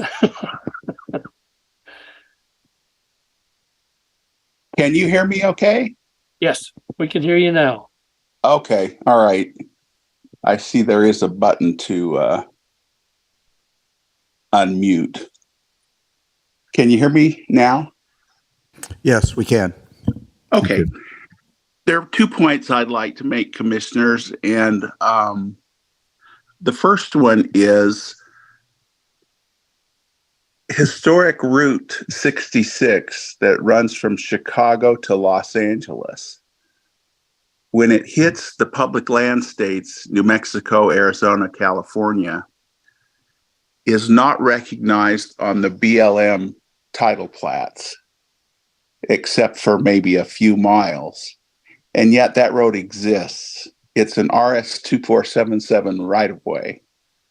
And this is the problem that many counties are having across the country. You really don't know you have a problem until you try and get access and then claim control over the road that is rightfully yours. The second point is this will save counties a fortune in legal fees because it sets up, the legislation sets up an administrative process that allows you to go to BLM with affidavits and proof that the road existed and was in use prior to passage of FLTMA in October of 1976. And for national forest lands, the same thing, only you have to show that the road existed prior to the creation of the national forest. So the standard's a little stricter there. But this allows you to go into the BLM office and show that proof, and they have to say yes or no. If they deny your request to confirm the right-of-way, then we have written the bill so that you can appeal the decision through the federal courts, and outside interests will not be able to block you from doing that. And so it protects those who have a direct interest in the right-of-way and smooths out the process. So we think it's a good bill, a fair bill, and it will really solve a boatload of problems on one of the most basic issues of the public lands west, and that is transportation and being able to use this money to gain access that the administration has given us. Thank you. Mr. Chair? Yes, Mr. Higbee. One more point I'd like to make is what really brought this to the forefront with our county and started me to, I'd been working on it for years, but when it came right down to it, all the infrastructure funding that was on grants that are available for USDA and the different departments, Forest Service, and through government for last mile connectivity with the equity and equality and the equity part of it to serve rural America, we run into that last mile connectivity of not being able to use our county roads, which we thought were county roads, and they're not. They're just easements. We don't have the right of way on them. To put that infrastructure in, I mean, I'm sure your counties probably have the same situation. There's spots in rural Nevada that still don't have electricity, let alone 5G or internet or anything else. I guess they can get it now by satellite. If you got electricity, I guess you could generate your. Anyway, what I was trying to get to is if you don't own the right of ways as a right of way, and it's just an easement across federal lands, you don't have the ability to put that infrastructure, a cable line, fiber optic, or any other part of infrastructure, water lines in those roads without that right of way. And so this bill will make it possible to go claim that right of way and put your infrastructure in it. And because it's already disturbed, your NEPA FLTMA process goes away. It doesn't going to cost you 15 years and hundreds of thousands of dollars to get an easement across public land or federal land for a power line or a phone line or whatever it takes to provide infrastructure for your citizens. With that, I guess I'll wrap it up. Thank you. Thank you for hearing our presentation and appreciate Well, it. hang on. I want to see if we have commissioners who have questions. Commissioner Sure. Harris? Open to questions, please. Yeah. Commissioner Noasad? Yes, the title is befuddling, actually. Supports introduction and passage of Historic Preservations Act by the United States Congress. Has this bill even been written yet and submitted to Congress? Yes. It originally started with Colorado 20 years ago. And because it was abrasive and it was contrary to FLTMA, it basically just put the hammer down and said, you will give us these roads regardless of, anyway, that failed. And it failed in Wyoming. The language that exists now was written by partially by Mike Lee, Senator Mike Lee. Bob, I can never remember his name, Tony Rampton. Yes. And right now we're working with Kathy Davis out of the AG's office of Utah on the drafting of the language of this bill. And so it's been a long time coming, and it's really been brought down to more of a warm and fuzzy bill. So it's more agreeable to the environmentalist groups.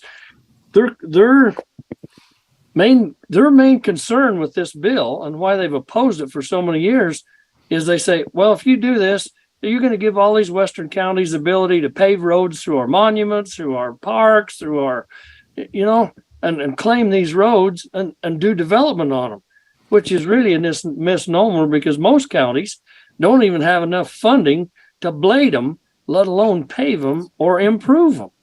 And so, Commissioner, really not the. Commissioner, if I might add to that, the road had to have existed prior to October of 1976. And the reason it's a historic right-of-way is because of that. These roads are already yours under FLTMA. You just have to claim them.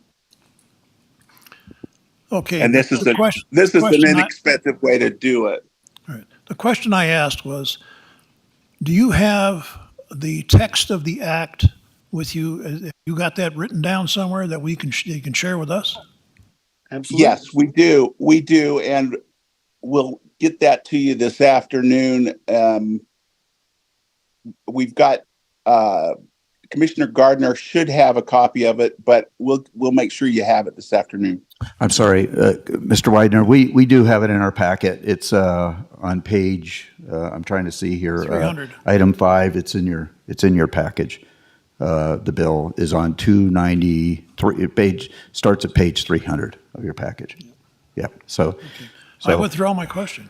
That was a good question. Okay, so the whole purpose of this is basically for us as a commission to basically endorse, so to speak, the Nevada Association of Counties process of also trying to get this passed through Congress and supporting through Senators Masto and Rosen. Is that correct, Mr. Hipke? That is correct. Okay. So, any other questions, Commissioners? I think by observation, what's the majority of land belonged to the federal government since 1864? Way too much. Way too much, right. And since they are federal lands, if there was a road there to start with, we qualify. Okay. If there's no further questions, then we go to public comment on this. Is there any public comment here on it?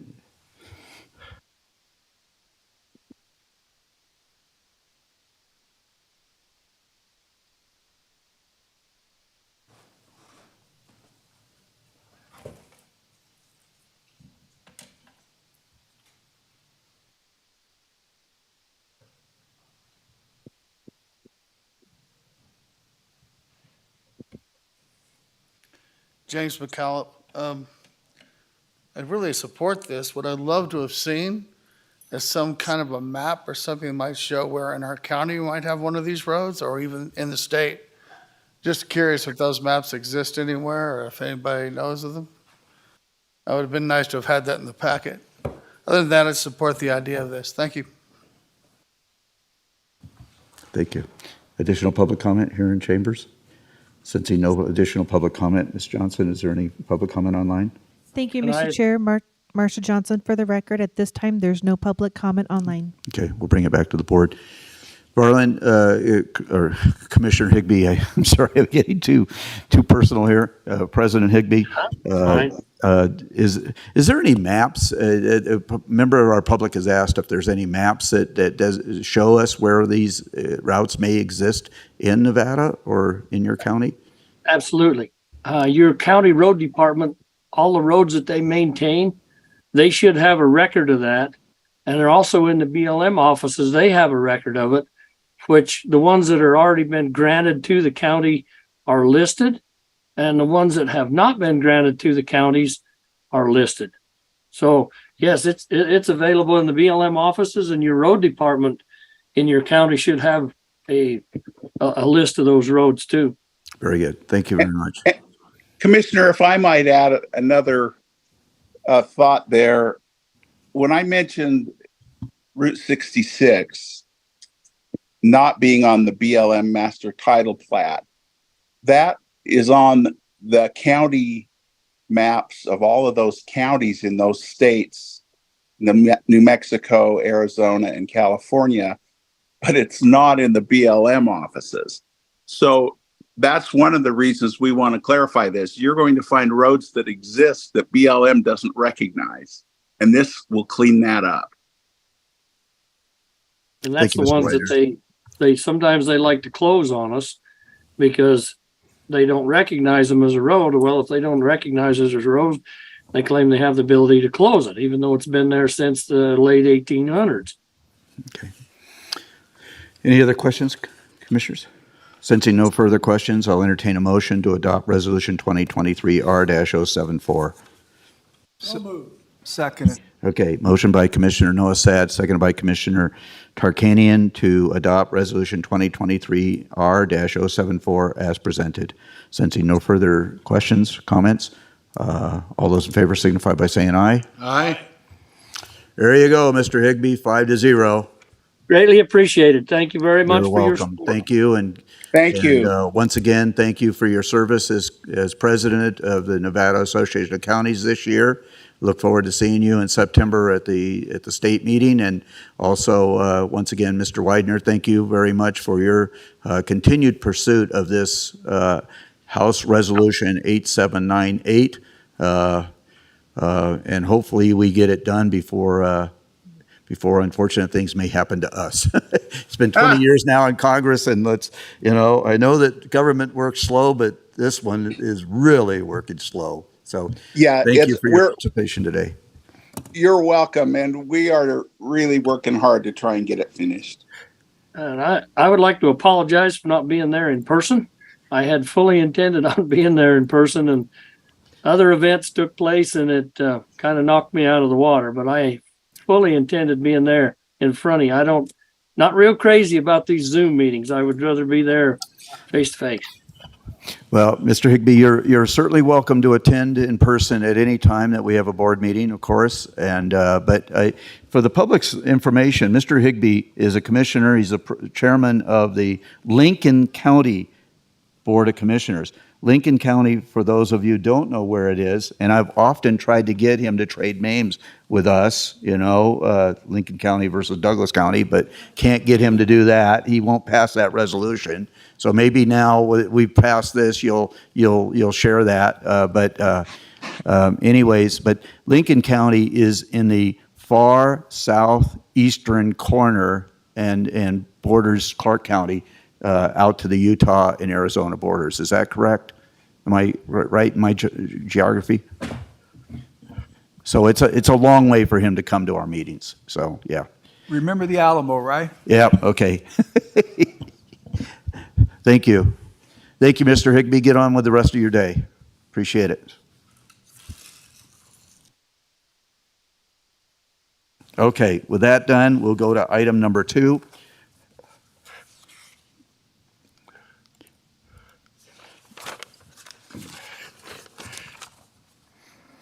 Item 2 is for presentation only, an update from the U.S. Department of Interior, Bureau of Land Management, BLM, Carson City District Office of BLM's activities in Douglas County and surrounding areas.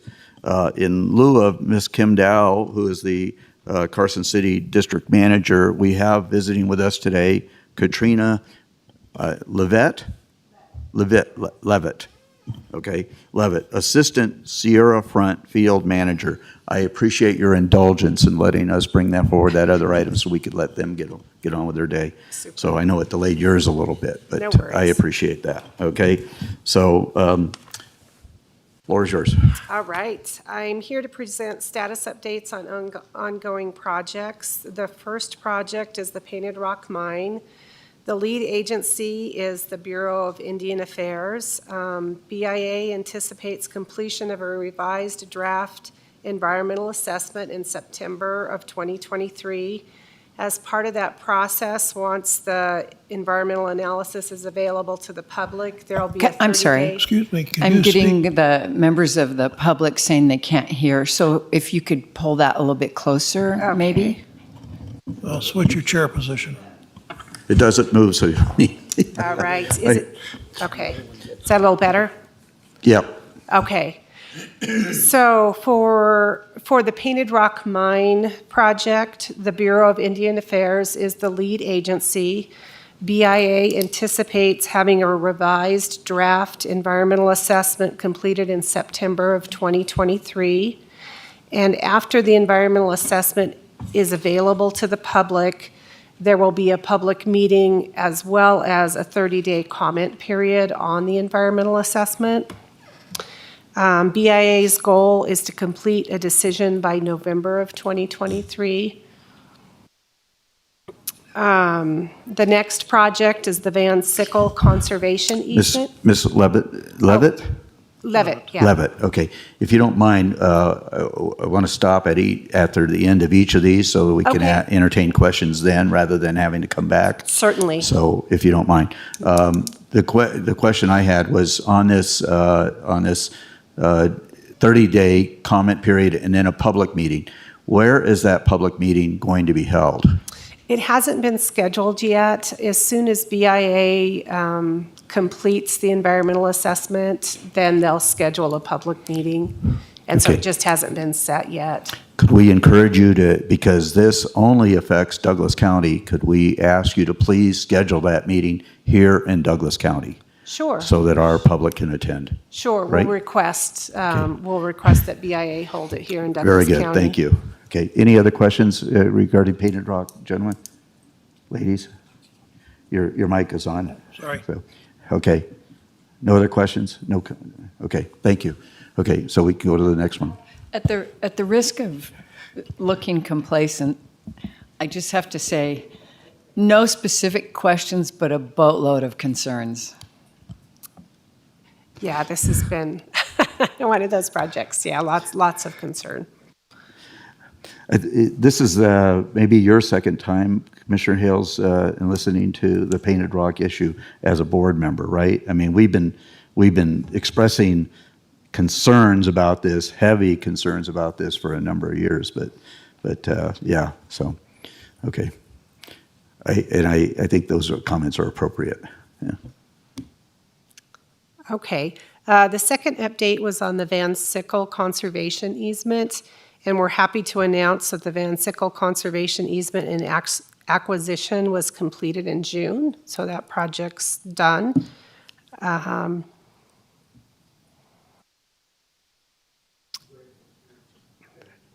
Any questions in regards to the Van Sickle project? Thank you for the progress on that. Sure. The third item is an update on land use authorizations. 3 that were currently in progress. The first one is the Gardnerville Water Company submitted a proposal to place 2 new water tanks on BLM managed land and would like to start construction in the spring of '24. Right now, BLM has received the application, and we're determining the appropriate level of NEPA analysis for that project.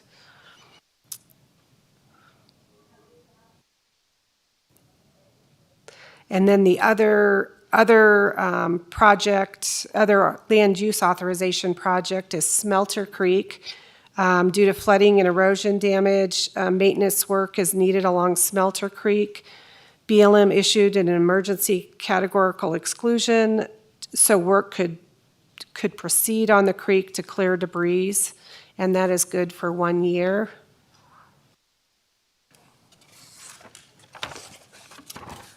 And then the third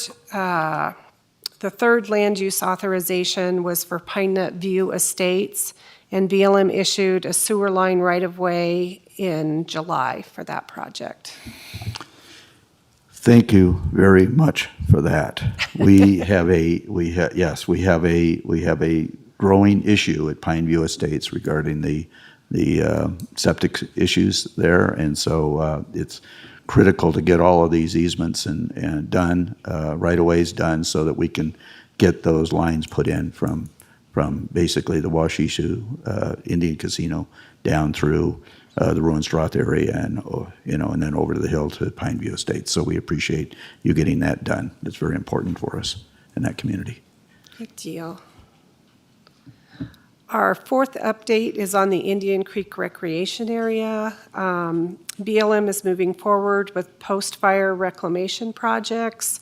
We planted 700 tree seedlings and 60,000 sagebrush seedlings last spring. There's a contracting package going out for 8,000 feet of steel post and wood rail fencing. Removal of hazard trees is anticipated to begin this fall. And then the demolition of damaged campground facilities and reconstruction is still in the planning phase for that one. Does any of that affect Douglas County? You know, I was wondering why it was on the agenda, but yeah, it's all in Alpine County, and I thought, well, I'm not sure why it ended up here, but unless you enjoy Indian Creek.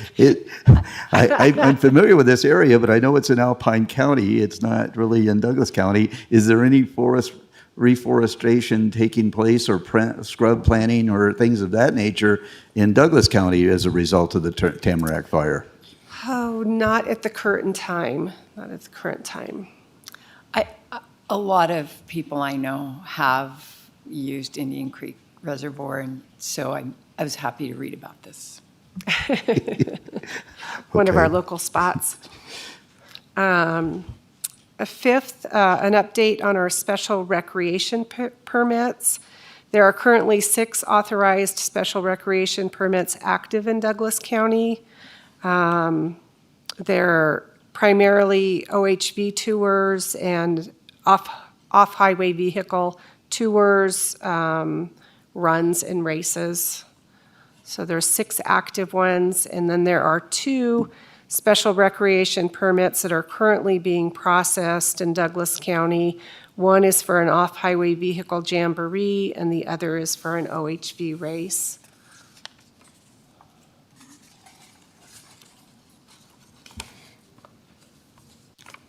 Questions? And this last item, Sierra Front Field Manager vacancy. Yep, you're the assistant. Who are you reporting to if you're the assistant? That's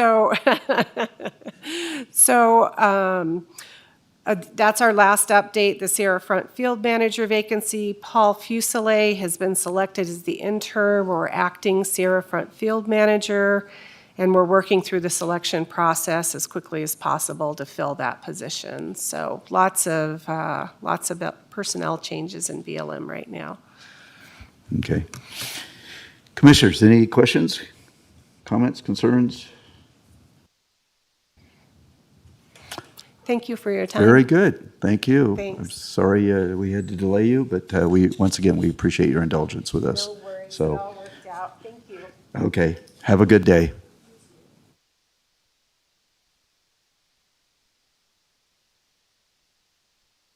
Okay, we will go to item number 3 on the agenda. We only have 3 more items.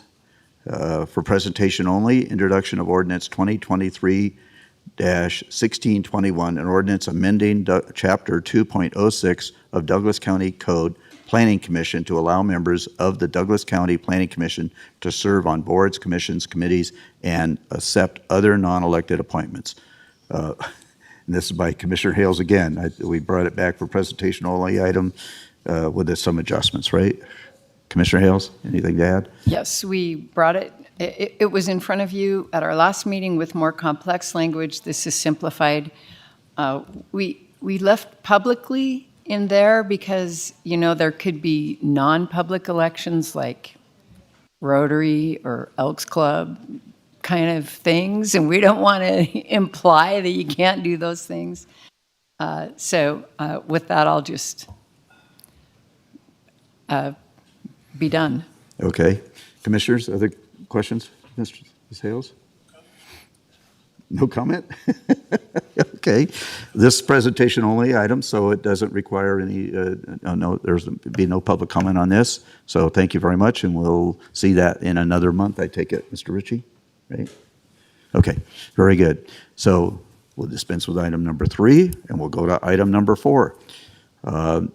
For possible action, this is a long one to read, so for possible action, discussion on the adoption of ordinance 2023-1619, amending the language of Douglas County Code Title 3, Revenue and Finance, Chapter 3.12, Occupancy Tax, and Chapter 3.70, Transient Lodging License Tax, to 1, impose a one-time penalty for delinquent room taxes in the amount of 10% of the amount of delinquent room taxes owed, or $100, whichever is greater, for any delinquent penalties outstanding as of July 1st, 2020 and thereafter. And number 2, impose a 1.5% monthly interest charge on all delinquent room taxes principal amounts. And number 3, clarify that occupancy tax and transient lodging rental tax does not apply to complimentary rooms or transient lodging provided at no cost. And number 4,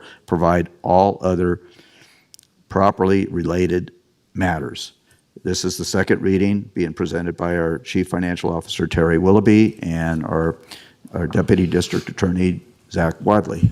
Thank you, Mr. Chair. Zach Wadley, Deputy District Attorney. This ordinance was introduced approximately a month ago. In that space of time, I haven't had any questions or comments on the ordinance from members of the public. But to reiterate, this ordinance primarily does 2 primary things. First of all, the existing penalty provisions for delinquent room taxes are in excess of 120% plus interest on top of that. It's questionable whether something like that is even enforceable in a court of law as an excessive fine and forfeiture for delinquent taxes. My office has concerns about whether or not if we took something like that to court, we could actually enforce those penalty provisions. So in order to address that issue, the first main thing that the ordinance does is impose a penalty for a one-time penalty of 10% for delinquent room taxes, and then interest at 1.5% monthly compounding on top of that, which we do feel comfortable that if we needed to, we could enforce that penalty provision in court if needed. The second thing that the ordinance does is to clarify that comped rooms provided for no form of monetary consideration are not subject to room tax.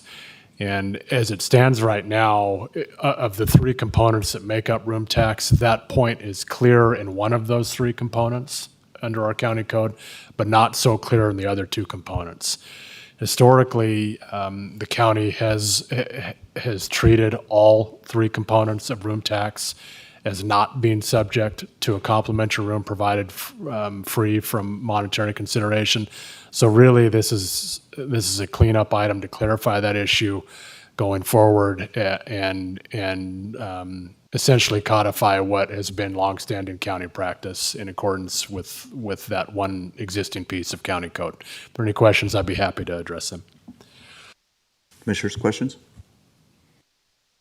Commissioner Nossad. Yes. I've read this before, and I'm wondering, I don't see much difference here. In fact, I don't remember the 1,000 or 100% plus rate interest. That seemed rather stiff, and I could understand why that's done, why you attempted to do that. I think a one-time fine, so to speak, and then add on interest as that accumulates. But the rest of it looks like it always did.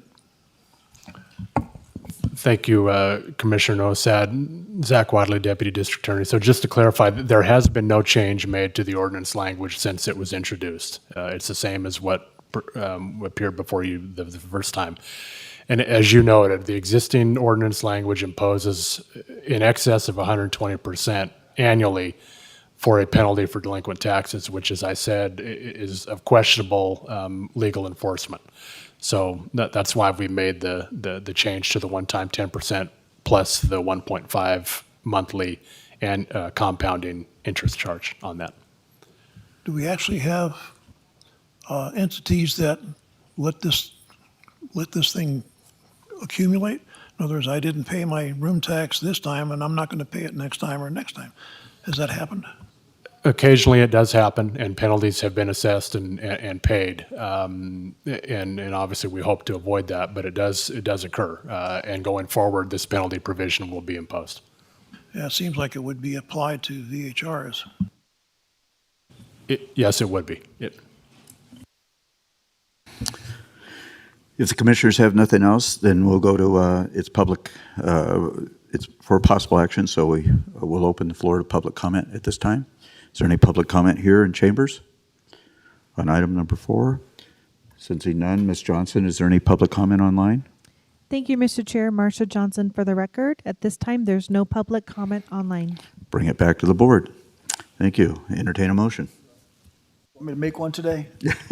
Sure, get your name on the record. I'll make a motion to adopt ordinance 2023-1619 as presented. I'll second. Okay, motion by Commissioner Tarkanian, seconded by Commissioner Rice to adopt ordinance 2023-1619 as presented. Sensing no further discussion, all those in favor signify by saying aye. Aye. Motion passes 5-0. Thank you very much.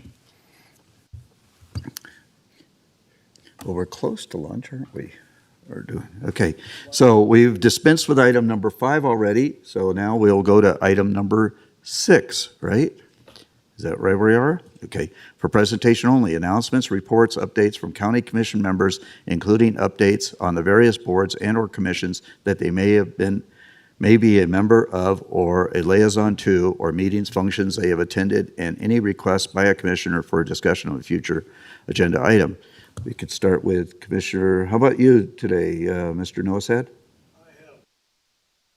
I plead ignorance. Okay. Commissioner Tarkanian, you? Nothing? Commissioner Hales? I don't have anything to report either. I already asked for an agenda item and Yeah. meeting with a lot of constituents and doing a lot of background work. Okay. Okay. Commissioner Rice? I had the privilege of attending the Tahoe Township TTD meeting, and we have had a very serious problem in being able to hire bus drivers. Number one, we were low on the totem pole when it came to paying salaries, and that has been rectified, and I'm happy to say that they have hired 4 new drivers, so they'll be able to better serve the citizens in Lake Tahoe on both sides of the border. Thank you. Very good. And the only thing I have to report is that I've been attending the meetings as I am assigned to attend. So we did have a planning session of the Chamber of Commerce, and attended that and the other meetings. So I have nothing else to report either. I would just remind the public that tomorrow night is number 4 in the series of the Minden Concerts in the Park, free to the public, starting at 6 o'clock. And tomorrow night's entertainment is done by local talent, Jakota Was. So I encourage the public to attend that. That's all I have, and we'll now go to closing public comment. At this time, public comment will be taken on those items that are within the jurisdiction and control of the Board of Commissioners or those agenda items where public comment has not already been taken. Public comment is now open.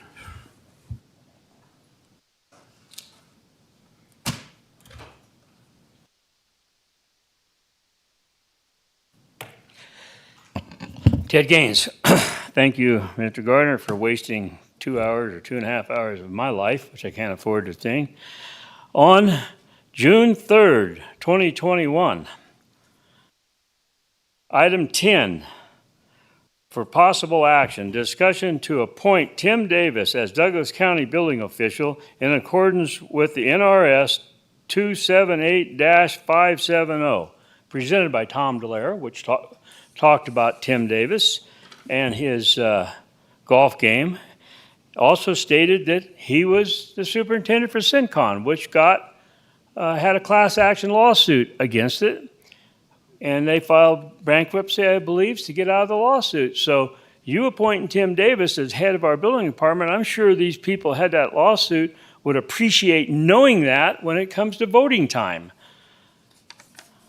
So that needs to be put in the paper so they recognize that. Now, the motion was made by, Mr. Gardner. Now we are ready. Thank you. Okay, I move to appoint Tim Davis. And you made the motion. Mr. Noenstat passed it or seconded it, and it was passed. So yes, you did hire Tim Davis or help hire Tim Davis. So you don't tell the truth, Mark, and this has happened before. This is my complaint. Now, I have, like I said earlier, there was $300,000 the county was running in the red. Nobody wants to give me the figures on that. Nobody wants to tell me how much that investigator from California cost us to investigate that. They think that that's private information. That is our information. And I'm going to push it till I get that information. It just happened, that $300,000 happened to show up at the same time as Tiregate. So our district attorney started an investigation and shut up everybody in the county.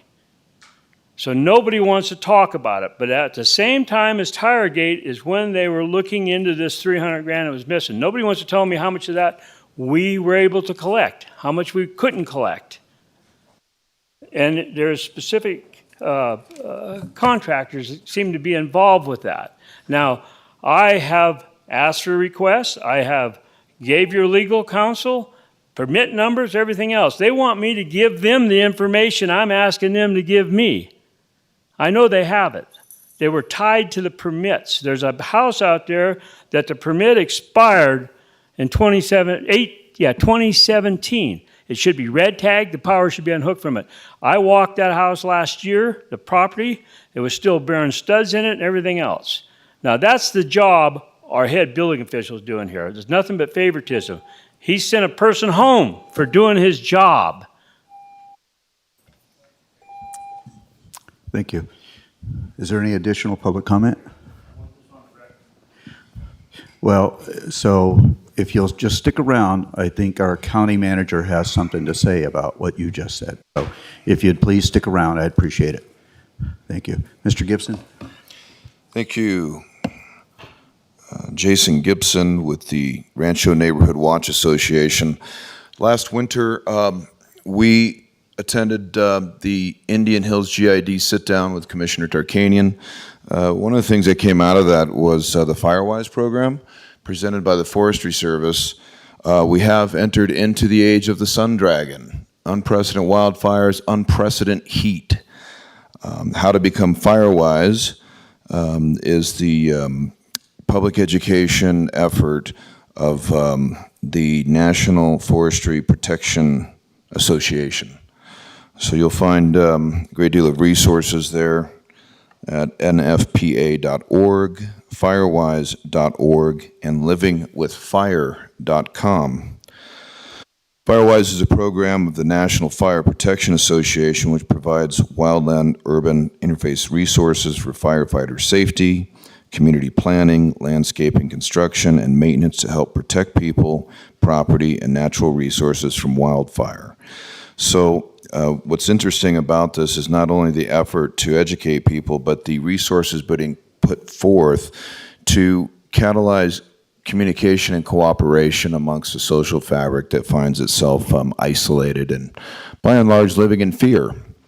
So working door to door with the neighbors to organize our Firewise local community, we were not surprised to note that when you look at their website, their comprehensive website, that there wasn't a single node in Douglas County. But we'll be the first, and certainly not the last. I guess when you're living high on the hog, you let the government think for you. So please, before we revisit the erroneous forestry practice services that we saw during the Talmadge fire, take responsibility, volunteer with your local fire department. When those fires were happening, I went down to talk to our people. Of course, nobody was there. Staggeringly, we had like 9 parked vehicles waiting on Jesus. Started contacting and making phone calls. Of course, it's all voicemail. Nobody answers the phone anymore. And we found no Facebook social networking support except for the South Shore Tahoe fire folks up there who were willing to dialogue with us. But when we looked at East Fork website, it was just a hodgepodge of unrelated informations. I'm going to digress with regards to my recent appearance with Stephen Walsh, who falsified to the court that I was uncooperative with regards to this probate issue they're trying to bank off of. We're a debt-free estate. You got no jurisdiction with the House of Gibson. But you want to pay attention, people, because this is the way this board in this county does business. This is their public official. Case number 2022 PB 0004. Also look at appeal number 2023 CR 00086 775-309-1262 if you find yourself in the same situation. Thank you.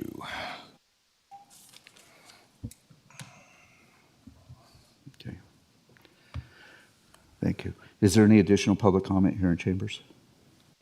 Sensing no additional public comment, do we have any public comment online? Ms. Thank you, Johnson? Mr. Chair. Marsha Johnson, for the record, I do have one person with their hand raised. Mr. Slade, do you have closing public comment at this time? I do. Can you hear me? Yes, we can. Please state your name for the record, then we'll start your time. Jim Slade. I have some further comments on item number 2, the BLM presentation. For starters, the agenda stated that the general manager would be the presenter today, but we got some lesser person, so that's disappointing. In my opening public comment, I brought forward my concerns about the clear cutting done by the BLM at the Fay Luther area, the only one I'm familiar with. There may be others.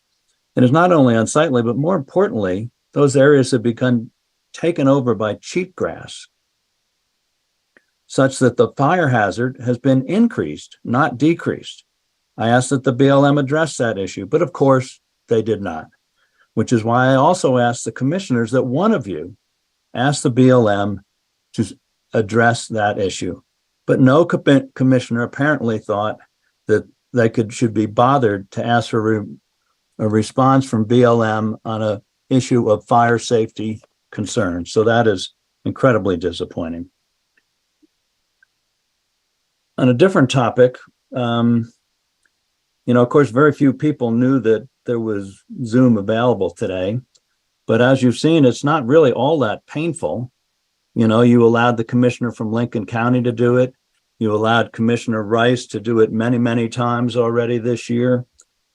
And I don't understand why you don't allow it every week, every meeting. Most citizens work in this county, And a meeting at 10 a.m. is very inconvenient for them, yet they have concerns that you should allow them to express in a way that doesn't require them physically attending the meeting. It is inconsiderate of the board not to allow that. It is clear that you really don't want any more public comment than is absolutely necessary.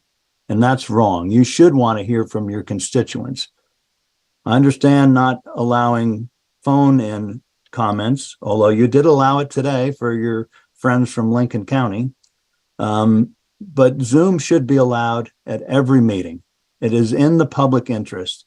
You should want to hear from the public on these things, and it's disturbing that you don't.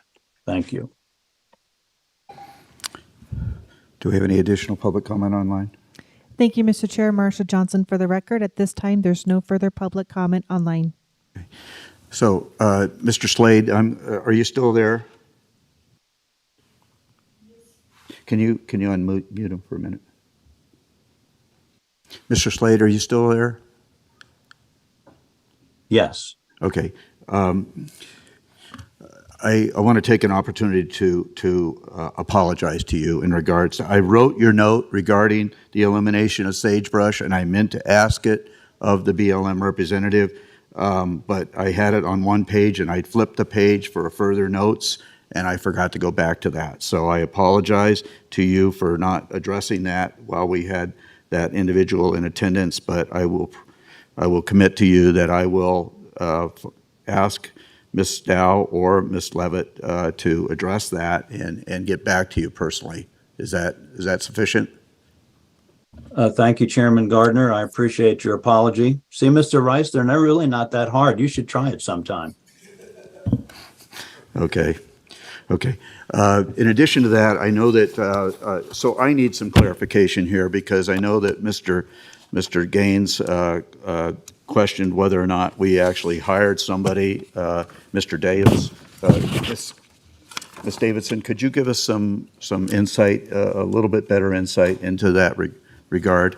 Because I believe that was already a hired employee of ours with a different assignment or something. I don't know, so I need to understand the process, and Mr. Ritchie has that information. So, Chairman, Mr. thank Ritchie. you. Doug Ritchie with the Douglas County District Attorney's Office. Just to clarify, the board makes various appointments, although they don't report to you. For instance, the county engineer is appointed by the Board of County Commissioners, but they don't report to you. That position, the salary, I guess, is indirectly approved by the board as you approve the budget every year and the county policies.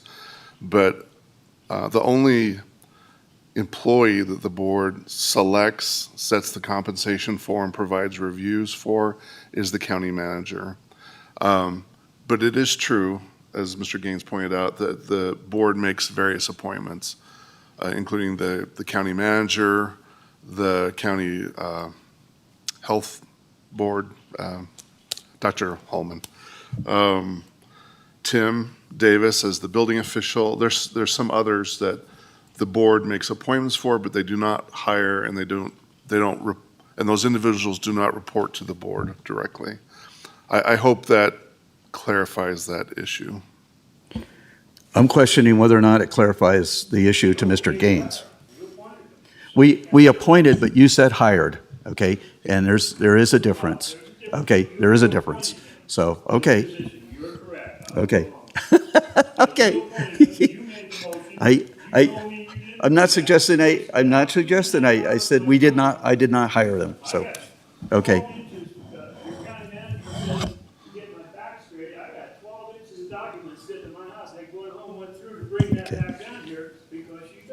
Okay. We've done this before. Our legal team has told the Attorney General's office, oh, he's all done, he's done with this. Now he's got 3 things that have been out there 6 months. I ain't done with my request. I ain't got the answer. Yeah, we know. But I'm happy to talk to the county manager with this. Thank you very much, Mr. Gaines.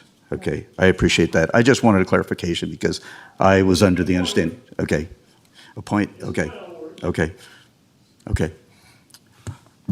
I accept that. Okay, I accept that. So, anyways, with that, sensing nothing else on the agenda, the meeting is hereby adjourned. Thank you. Recording stopped.